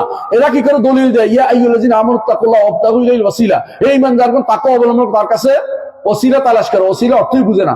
ওসিলা অর্থ নৈকট্য। বাংলা ওসিলা আর আরবি ওসিলা ভিন্ন অর্থ। বাংলা ওসিলা মাধ্যম আছে, কিন্তু আরবি ওসিলা মাধ্যম অর্থ নাই। ডিকশনারি খুলে দেখতে বলেন, কোন ডিকশনারিতে ওসিলা অর্থ মাধ্যম নাই। ওসিলা অর্থ নৈকট্য তালাশ করা। এই অর্থ হচ্ছে আল্লাহর নৈকট্য তালাশের তিনটা মাধ্যম। একটা হচ্ছে আল্লাহর নাম এবং গুণ দিয়ে আল্লাহকে ডাকা। ওয়ালিল্লাহিল আসমাউল হুসনা ফাদউ বিহা। আমার নবী কি ডাকতেন? আল্লাহর নাম গুণ ওসিলা দিয়ে ডাকতেন। ইয়া হাইয়্যু ইয়া কাইয়্যুম বিরহমাতিকা আস্তাগীস আসলিহ লি শানি কুল্লাহু ওয়া লা তাকিলনি ইলা নাফসি তারফাত আইন। বলতে কি আমার নবী ইয়া হাইয়্যু ইয়া কাইয়্যুম দুইটা কি নাম দিয়ে এটা ওসিলা দিয়ে দিয়েছে। আর কি দোয়া করে? আউযু, কোথাও ব্যথা হলে কি বলে? আউযু বিল্লাহি ওয়া কুদরাতিহি মিন শাররি মা আজিদু ওয়া হাযা। সাদা বলতে বলে নাই? এটা থেকে আল্লাহর ইজ্জত এবং কুদরতের ওসিলা দিয়ে দোয়া করতেছে। এগুলি হচ্ছে আল্লাহর নাম এবং গুণের দোয়া করা। এই রাসূল শিখিয়ে দিয়েছেন। আর দ্বিতীয় দোয়া হচ্ছে নিজের নেক আমলের বিনিময়ে দোয়া করা। ওই তিন ব্যক্তি গর্তের ভিতরে পড়ে গেছিল, তারপর নিজের নেক আমলের ওসিলা দিয়ে আল্লাহ নৈকট্য অর্জন করেছে। আল্লাহ তাআলা গর্তের দরজা খুলে দিয়েছে। আর 3 নম্বর হচ্ছে একজন নেককার বান্দার সাথে দোয়া শরীক হওয়া, দোয়া করা, যেটা রাসূলুল্লাহ সাল্লাল্লাহু আলাইহি ওয়াসাল্লাম একজন ব্যক্তি যখন রাসূলের কাছে আসে, ইয়া রাসূল আমি চোখে দেখি না। রাসূলুল্লাহ সাল্লাল্লাহু আলাইহি ওয়াসাল্লাম বলেন যে তাহলে তুমি দোয়া করো আমার সাথে। সেই দোয়া শরীক হওয়ার পরে তার ওসিলা কবুলেছে। কিন্তু এর বাইরে কবর ওসিলা, মাছের ওসিলা, গাছের ওসিলা, হুজুর ওসিলা, পীরের ওসিলা কোনটাই শরীয়ত অনুমোদিত না। এগুলি হারাম হারাম হারাম। কোনটাকে হারাম হয়, কোনটা শিরকে পর্যন্ত চলে যায়। যদি কোনো মনে করে যে এর কোনো ক্ষমতা আছে তাহলে শিরক হয়ে যাবে। আর যদি মনে করে আল্লাহর কাছে বলতেছি ওনাকেও বলবে তাহলে শিরক হয়ে যাবে। আর যদি মনে করে যে না আল্লাহই করবে, আমি শুধু ওনাকে আমি সম্মুখে স্মরণ করতেছি, তাহলে এটা বেদাত হবে, এটা হারাম হবে। অর্থাৎ কোনোভাবে ব্যক্তি সত্তা দিয়ে ওসিলা ইসলামে জায়েজ নাই। যদি জায়েজ হইতো তাহলে আমার নবী যত দোয়া করতেন, ইব্রাহিম আলাইহিস সালাম ওসিলা দিয়ে দোয়া করতেন, আল্লাহ ইব্রাহিমের ওসিলায় মাফ করে দাও, আল্লাহ মুসার ওসিলায় মাফ করে দাও। এটা বলছে একবার বলছে? জীবনে বলে নাই। কারণ এই যদি ব্যক্তি সত্তার ওসিলা দেওয়া ইসলামে জায়েজ নাই, কবরের ওসিলা দেওয়া জায়েজ নাই, মাজারের ওসিলা দেওয়া জায়েজ নাই, হুজুরের ওসিলা দেওয়া জায়েজ নাই। নেক আমলের ওসিলা দেওয়া যায়। নিজের নেক আমল 2টা রাকাত নামাজ পড়ে আল্লাহর কাছে দোয়া করেন, কোরআন তেলাওয়াত করে নিজে আল্লাহর কাছে দোয়া করেন, এই ওসিলা দিয়ে দোয়া করেন। ভালো একটা নেক আমল করে আল্লাহর কাছে দোয়া করেন, 2টা টাকা দান করে এই ওসিলা দিয়ে দোয়া করেন, নেক আমল করে সেটা দিয়ে দোয়া করেন, অথবা আল্লাহর নাম ও গুণের ওসিলা দিয়ে দোয়া করেন, অথবা ভালো লোকের সাথে একাত্ম হয়ে এখানে বসে দোয়া করেন, আল্লাহ আমাদের এই মজলিসটাকে কবুল করেন, দোয়া করেন। এইগুলি কাজে লাগবে। এর বাইরে যে সমস্ত ওসিলার নাম দিয়ে আজকে শিরিক চালু আছে, এগুলি থেকে আমাদের বাঁচতে হবে। ওসিলা নাম করে শিরিক করতেছে বেশিরভাগ মানুষ। বুঝছেন কথাটা? 3 নম্বর যেটা করে, যেই গুণটার কথা বলা হয়নি, যেই গুণটার কারণে অনেক মানুষ শিরকে লিপ্ত হয়েছে, কি 3 নম্বর? হুকুম। দুনিয়াতে বিধান দেওয়ার মালিক কে? আল্লাহ। কেউ যদি মনে করে অন্য কেউ বিধান দিতে পারে, তারা মুশরিক। কারণ বিধান, হুকুম দাতা হচ্ছে আল্লাহ, হাকাম। আল্লাহর নাম হচ্ছে হাকাম, আল্লাহর হুকুম হচ্ছে আল্লাহর বিধান, এবং আল্লাহ হচ্ছেন হাকিম, তিনি হচ্ছেন আহকামুল হাকিমিন। দুনিয়ার কেউ যদি কোনো আল্লাহর বিধানের জায়গায় নিজের বিধান প্রতিস্থাপন করে, সে ব্যক্তি মুশরিক এবং তাগুত হয়ে যাবে। এই অথচ আমাদের শরীয়ত, আমাদের দেশে এবং বিভিন্ন দেশে আপনি ভালো করে দেখেন, আল্লাহর বিধান কি আছে? শরীয়ত বিধান কি চলে? এরা শরীয়ত বিধানকে মানে না। অনেকে বলতে থাকে, অনেকে বলে নিজে বেশি বাড়াবাড়ি করে কি বলে যে আমরা অমুক দল অমুকে, তা আমরা শরিয়া আইনে বিশ্বাস করি না। শরিয়া আইনে যদি কেউ বিশ্বাস না করে, সে ব্যক্তি ঈমানদার নয়, কাফের। হজ করে আসলেও কাফের হবে না, হজ করে আসলেও সে ব্যক্তি ঈমানদার থাকতে পারবে না, কারণ সে কাফের হয়ে গেছে। কথা বুঝতে পারছি? আল্লাহর বিধানকে ছোট বড় সব জায়গায় মানতে হবে। আপনারা যারা ঈমানদার আছেন, আপনারা যারা আরবি পড়তে পারেন, ইমাম ইবনে কাসির রাহমাতুল্লাহ আলাইহি কিতাবুত তাফসিরের ইমাম ইবনে কাসির তাফসিরের সূরা মায়েদার 50 নম্বর আয়াতের ব্যাখ্যা পড়বেন। বাংলা অনুবাদ আছে, পড়ে দেখবেন, সেখানে স্পষ্ট আছে ছোট বড় সবকিছুতে আল্লাহর বিধানকে যারা মেনে নেবে না, তারা কাফের ছাড়া কিছুই না। ছোট বড় সবকিছুতে আল্লাহর বিধানকে মানতে হবে। কিছু মানি না, চলতে পারে না। এখানেও তারা শিরিক করতেছে। এই জায়গাতেও আপনার ঈমান যদি ঠিক না হয়, আপনি যত বড় দানই করেন না কেন, নামাজে পড়েন না কেন, এগুলো আল্লাহর দরবারে কবুল হচ্ছে না। কথা বুঝছেন? 3 নম্বর যে ঈমান যদি শুদ্ধ করতে, আকীদা শুদ্ধ করতে, 3 নম্বর কাজ হচ্ছে একমাত্র আল্লাহর ইবাদত করতে হবে। তার হবে আল্লাহ। ইবাদত কি জিনিস? ইবাদত কি শুধু রুকু সিজদা? ইবাদত রুকু সিজদা না। যে জিনিসের ভালোবাসা আল্লাহ তাআলার ভালোবাসার উপরে উঠে যাবে, সেটা ইবাদত হয়ে যায়। যে জিনিসের বিনয় আল্লাহ তাআলাকে যে বিনয় দিয়ে ইবাদত করতে হয়, সেটা চেয়ে বেশি হয়ে যাবে, সেটা ইবাদত হয়ে যায়। দলিল রাসূলুল্লাহ সাল্লাল্লাহু আলাইহি ওয়াসাল্লাম বলেছেন, তাইস আব্দুদ দিনার, তাইস আব্দুদ দিরহাম, তাইস আব্দুল খামিলা, তাইস আব্দুল খামিসা। রাসূল বলেন, ধ্বংস হোক দিরহামের দাস, ধ্বংস হোক দিনারের দাস। দিরহামের দাস কেমনে হয় কেউ বলতে পারবেন আপনাদের মধ্যে? একটা টাকার দাস কেমনে হয়? টাকার দাস টাকার সিজদা করে তো কি করে? মানে টাকার জন্য হেন কোনো কর্ম নয়, সে কোনো ছাড়তে রাজি নয়। কথা বলেন কিনা? টাকার জন্য সে হেন কোনো কর্ম নাই যা করতে রাজি নেই। টাকার জন্য সে বিনয়ে যত পারে সব করবে, প্রয়োজনে টাকার জন্য ওই বসের মাথার পায়ের মধ্যে একটা সিদ্ধ করে দিবে, বাঁকা হয়ে বসে থাকে, বসে যত অপমান করে ছাড়ে না, বুঝছেন? অথচ আল্লাহর ঘরে মসজিদে আসলে তার মন টিকে না। কথা বুঝছেন তো? কার জন্য সে বিনয় প্রকাশ করছে বেশি, আপনি বুঝেন তো? কাকে বেশি ভালোবাসছে বুঝেন তো? যার অন্তরে যেটাকে বেশি ভালোবাসে, আল্লাহর চেয়ে বেশি ভালোবাসে ইবাদত হয়ে যায়। গুনার কাজ হইতে পারে, প্রবৃত্তি হইতে পারে, দুনিয়ার টাকা হইতে পারে, কাপড় হইতে পারে, চোপড় হইতে পারে, দুনিয়ার চাকরি হইতে পারে। এমনকি যারা পুলিশে চাকরি করে, ওদের চাকরিটাও কখনো কখনো এই দেখবেন যে দুনিয়া সবকিছুর উপরে ছেয়ে গেছে, আল্লাহ নির্দেশের উপরে ছেয়ে গেছে। ওরাও কিসের এই শিরিক করতেছে? কিসের? আল্লাহ তাআলার হুকুম যেটা ছিল, অর্ডার, এর বিপরীতে গিয়ে ভালোবাসা বেশি বাড়ছে কারে? তারা বেশি বাড়ছে দুনিয়ার জিনিসটাকে বেশি ভালোবাসছে। কথা বুঝেন? অনেক সময় বউ স্বামীর কি করে ইবাদত করে, অনেক সময় স্বামী বউর ইবাদত করে, নাউজুবিল্লাহ। অনেক সময় ফুটবলের ইবাদত করে, অনেক সময় ক্রিকেটের ইবাদত করে, কারণ তার কাছে ক্রিকেটেই দুনিয়ার সবকিছুতে বেশি প্রিয় যদি হয়ে যায়, তখন সেই ব্যক্তি আল্লাহর ইবাদত হচ্ছে ওইটাকে ইবাদত করতেছে। ভালোবাসার জায়গায় হচ্ছে সত্যিকার ইবাদত। কথা কি বুঝতে পারছেন? সুতরাং কেউ যদি কোনো আল্লাহকে যেটা দেয়া দরকার, সবচেয়ে বেশি ভালোবাসতে হবে আল্লাহকে, সবচেয়ে বেশি বিনয় প্রকাশ করতে হবে আল্লাহকে, আল্লাহর কাছে আশা করতে হবে, ভয় বেশি কার করতে হবে? আল্লাহকে করতে হবে। এখন কেউ যদি কোনো তার ভরসা কার কাছে করতে? আল্লাহর কাছে করতে হবে। এইগুলিতে যদি কোনো দুনিয়ার কাউকে সামান্যতম অংশ দেন, সে ব্যক্তি মুশরিক ছাড়া কিছুই নয়। আমি কি বুঝাতে পারছি? আকীদা বিশুদ্ধ করার জন্য প্রথমে এই তিনটে জিনিসের কথা বলছি। আল্লাহকে রব হিসেবে মানতে হবে, আল্লাহর নাম ও গুণকে স্বীকৃতি দিতে হবে, এবং একমাত্র আল্লাহর ইবাদত করতে হবে। এই ইবাদতের ক্ষেত্রে যদি শিরিক হয়ে যায়, আপনার আমার আর জান্নাতে যাওয়ার কোনো সুযোগ থাকবে না। জানে যেতে চান কিনা? কে যেতে চায়? দেখি আমি হাত তোলা দিই। আল্লাহ আমাদের হাতগুলি কবুল করুন, আল্লাহ আমাদের জান্নাতের জন্য কবুল করুন, আমিন। আল্লাহ আমাদেরকে বিনা হিসাবে জান্নাত দিন, আল্লাহ আমাদেরকে আরশের নিচে ছায়া দিন, আল্লাহ আমাদের হাতগুলি কবুল করুন, আল্লাহ আমাদের সবাইকে সলফে সালিনের পথে চলার তৌফিক দান করুন, আল্লাহ আমাদেরকে সালাফি মানহাজের উপর রাখুন, আল্লাহ আমাদেরকে সহিহ মানহাজের উপর রাখুন, আল্লাহ আমাদের আহলে হাদিসের মানহাজের উপর রাখুন, আমিন। আল্লাহ আমাদের কবুল করুন, আমিন, আল্লাহুম্মা আমিন। প্রিয় ভাইরা, এতক্ষণ দোয়াটা কেন করলাম? এই জন্য যে জান্নাতে কিন্তু যেতেই হবে, বিকল্প নাই। জান্নাতে না গেলে কোথায় যেতে হবে? জাহান্নামে। মাঝখানে কিছু নেই, জান্নাতে যেতেই হয়। দুনিয়া থাকতে অন্তত কিছুটা চেষ্টা করা উচিত। এর মধ্যে প্রথম শর্ত হচ্ছে ঈমানটা ঠিক করতে হবে, তাওহীদটা ঠিক করতে হবে। আল্লাহর উপরে ঈমান যেটা, এটা নামে তাওহীদ। আল্লাহর উপরে ঈমান যেটা, এটাই তাওহীদ। এই তাওহীদ যদি ঠিক না হয়, বাকিগুলি আপনি ঈমান রেখে দিলাম। আপনি হয়তো মনে করেন কবর আযাব আছে, হাসরের মাঠে যাইতে হবে, এগুলি মনে করছেন, কিন্তু আল্লাহর উপরে ঈমানের জায়গাতে আপনার সমস্যা হয়েছে, আপনার বাকিগুলি বাদ হয়ে গেছে। এখন প্রথম কাজ হচ্ছে, একমাত্র প্রথম আল্লাহর উপর ঈমান আনতে হবে। মুহাম্মদ রাসূলুল্লাহ সাল্লাল্লাহু আলাইহি ওয়াসাল্লাম তখন বাজারে যেতেন, কি বলতেন মনে আছে আপনাদের? আমি কি বেশি সময় নিচ্ছি? আর 5 মিনিট নেবেন ইনশাআল্লাহ। মুহাম্মদ রাসূলুল্লাহ সাল্লাল্লাহু আলাইহি ওয়াসাল্লাম বাজারে যেতেন, বাজারে গিয়ে কি বলতেন? আইয়ুহান নাস কুলু লা ইলাহা ইল্লাল্লাহ তুফলিহু। হে মানুষরা, বলো লা ইলাহা ইল্লাল্লাহ, সফল কাম হতে পারবে। কত বছর দাওয়াত দিছে ভাই? 13 বছর। প্রথম বাজারে, মক্কার বাজারে 13 বছর দাওয়াত দিছে। এই 13 বছর কে বিরোধিতা করছে জানেন? সবচেয়ে কাছের মানুষ, তার চাচা আবু লাহাব বিরোধিতা করছে। আবু লাহাব পিছনে থাকতো আর বলতো, মুহাম্মদের কথা শুনো না, মিথ্যাবাদী। মানুষ দূর থেকে আসছে, কি দেখে এটা বলছে, এটা হলো চাচা, এটা হলো ভাতিজা। চাচা ভাতিজা লড়াই চলতেছে, মানে এটা চাচা, এটা ভাতিজা। তো এটা কেন বলে? তো যাই শুনে আসো। যখন চাচার কাছে গেছে, কি হয়েছে? আমার ওটার পাগল ধরছে, ওটার এটা হচ্ছে, ওটা শুনে না, ওইটা। তো একজন আসছে, হাদিসে আসছে, তো আমি জাহিলি যুগ কিছু আসলে ফুটু দিয়া এটা করে, ওইটা করে, রুকিয়া করে, আমি এই জন্য পাগলামি আর ওই জিন দৌড়াইতে পারতাম ভালো, ধমক দিলে চলে যেত। তো আমি মনে করছি একটা সুন্দর মানুষ দেখা যাচ্ছে, তারা যদি ধমকা জিন চলে গেল তো ভালো। তো আমি গেছি, যাই বললাম যে আপনাকে জিনে দর্শে শুনছি, আপনাকে আমি কিন্তু কিছুটা কবিরাজি পারি। তো বলতেছে, তাহা মা আনজালনা আলাইকাল কুরআনা লিতাশকা ইল্লা তাযকিরাতাল লিমান ইয়াখশা তানজিলাম মিম্মান খালাকাল আরদা ওয়াস সামাওয়াতিল উলা আর রহমানু আলাল আরশি ইস্তাওয়া। বলতেছে, সুবহানাল্লাহ, এই বাক্যটা এত সুন্দর, এই পাগলের মুখ দিয়ে বের হওয়ার জিনিস না, এত সুন্দর কথা। কি কয়? আমি আরেকটু বলেন তো। তিনি আরেকটু পড়ে শোনাচ্ছে। আমি ইসলাম গ্রহণ করলাম। আপনি কি করতে হবে? ইসলাম গ্রহণ করো। আমি ইসলাম গ্রহণ করলাম। তো ওই বুঝে কইছে বেচারা, উল্টা গেছে না, এতক্ষণ ধরে যা বুঝাইছে এখানে আসে ঠিক হয়ে গেছে। কারণ রাসূলের কাছে শুনে দেখেছে এই বাক্য সাধারণ মানুষের মুখ দিয়ে বের হওয়ার কথা না, যে বিশেষ পানি, নিঃসন্দেহে এটা আল্লাহর পক্ষ থেকে ওহী আসছে, এটা কেউ বানাইতে পারবে না। এত সুন্দর কথা, যার মজাই আলাদা। আর মুশরিকরা পর্যন্ত কি করতো? বিরোধিতা করতো, শুনবো না। কিন্তু কি করতো? কাবার গিলাফের ভিতরে লুকিয়ে থাকতো। কি জন্য?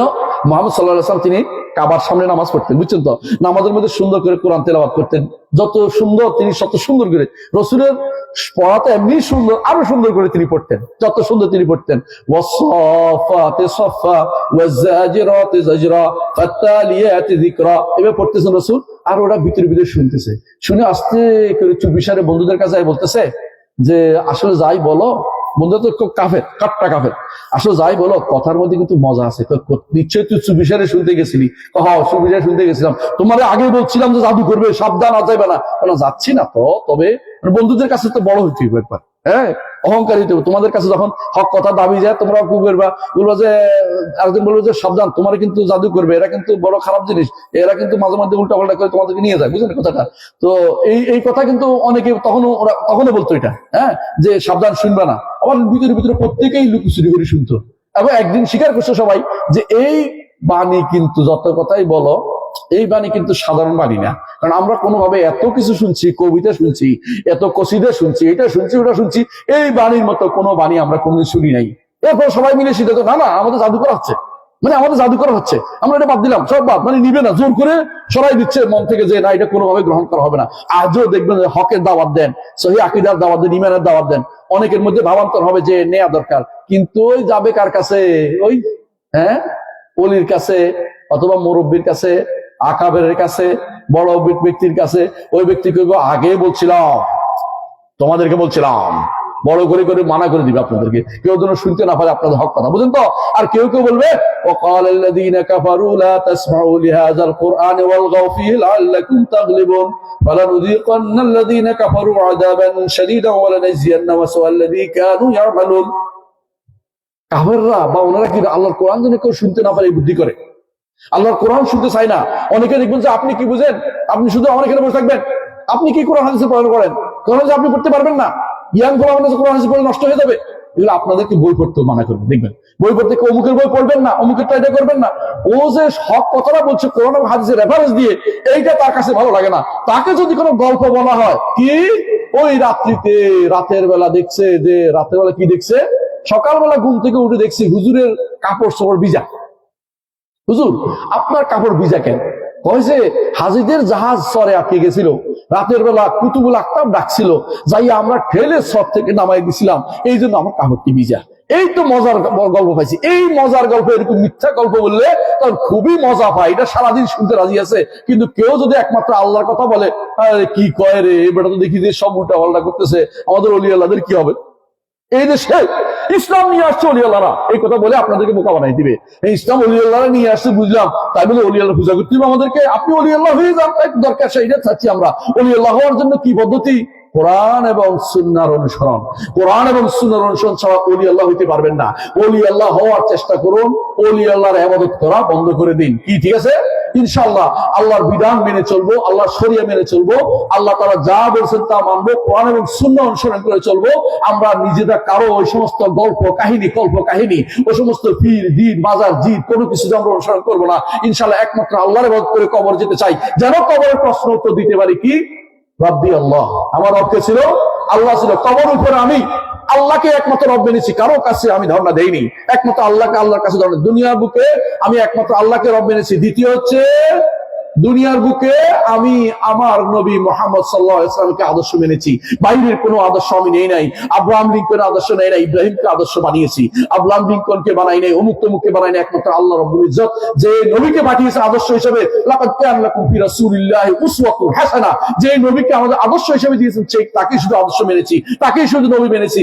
এবং ইসলামকে দ্বীন হিসেবে সন্তুষ্ট ছিলাম, রাদিতু বিল্লাহি রাব্বান ওয়া বিল ইসলামি দীনান ওয়া বি মুহাম্মাদিন নাবিয়্যান। এইটা যদি আমরা মেনে চলে যেতে পারি, কবর ইনশাআল্লাহ উত্তর দিতে পারবো, কোনো সমস্যা হবে না। এটাকে নিজের সারা জীবনের পথ হিসেবে নেন। আল্লাহ আমাদের কবুল করুন। আমি আর কথা দীর্ঘ করবো না, কারণ অনেক ওয়াদা করেছিলাম যে 1 ঘন্টা বেশি হয়ে গেছে আমার মনে হয়। তো আপনাদের কাছে আমি ক্ষমা চেয়ে নিচ্ছি বেশি সময় নেওয়ার জন্য। কিন্তু মনে রাখবেন, যতটুকু বলেছি একটু আমল করবেন। দাওয়াত প্রত্যেকে দিতে হবে, দাওয়াত প্রত্যেকে দিতে হবে।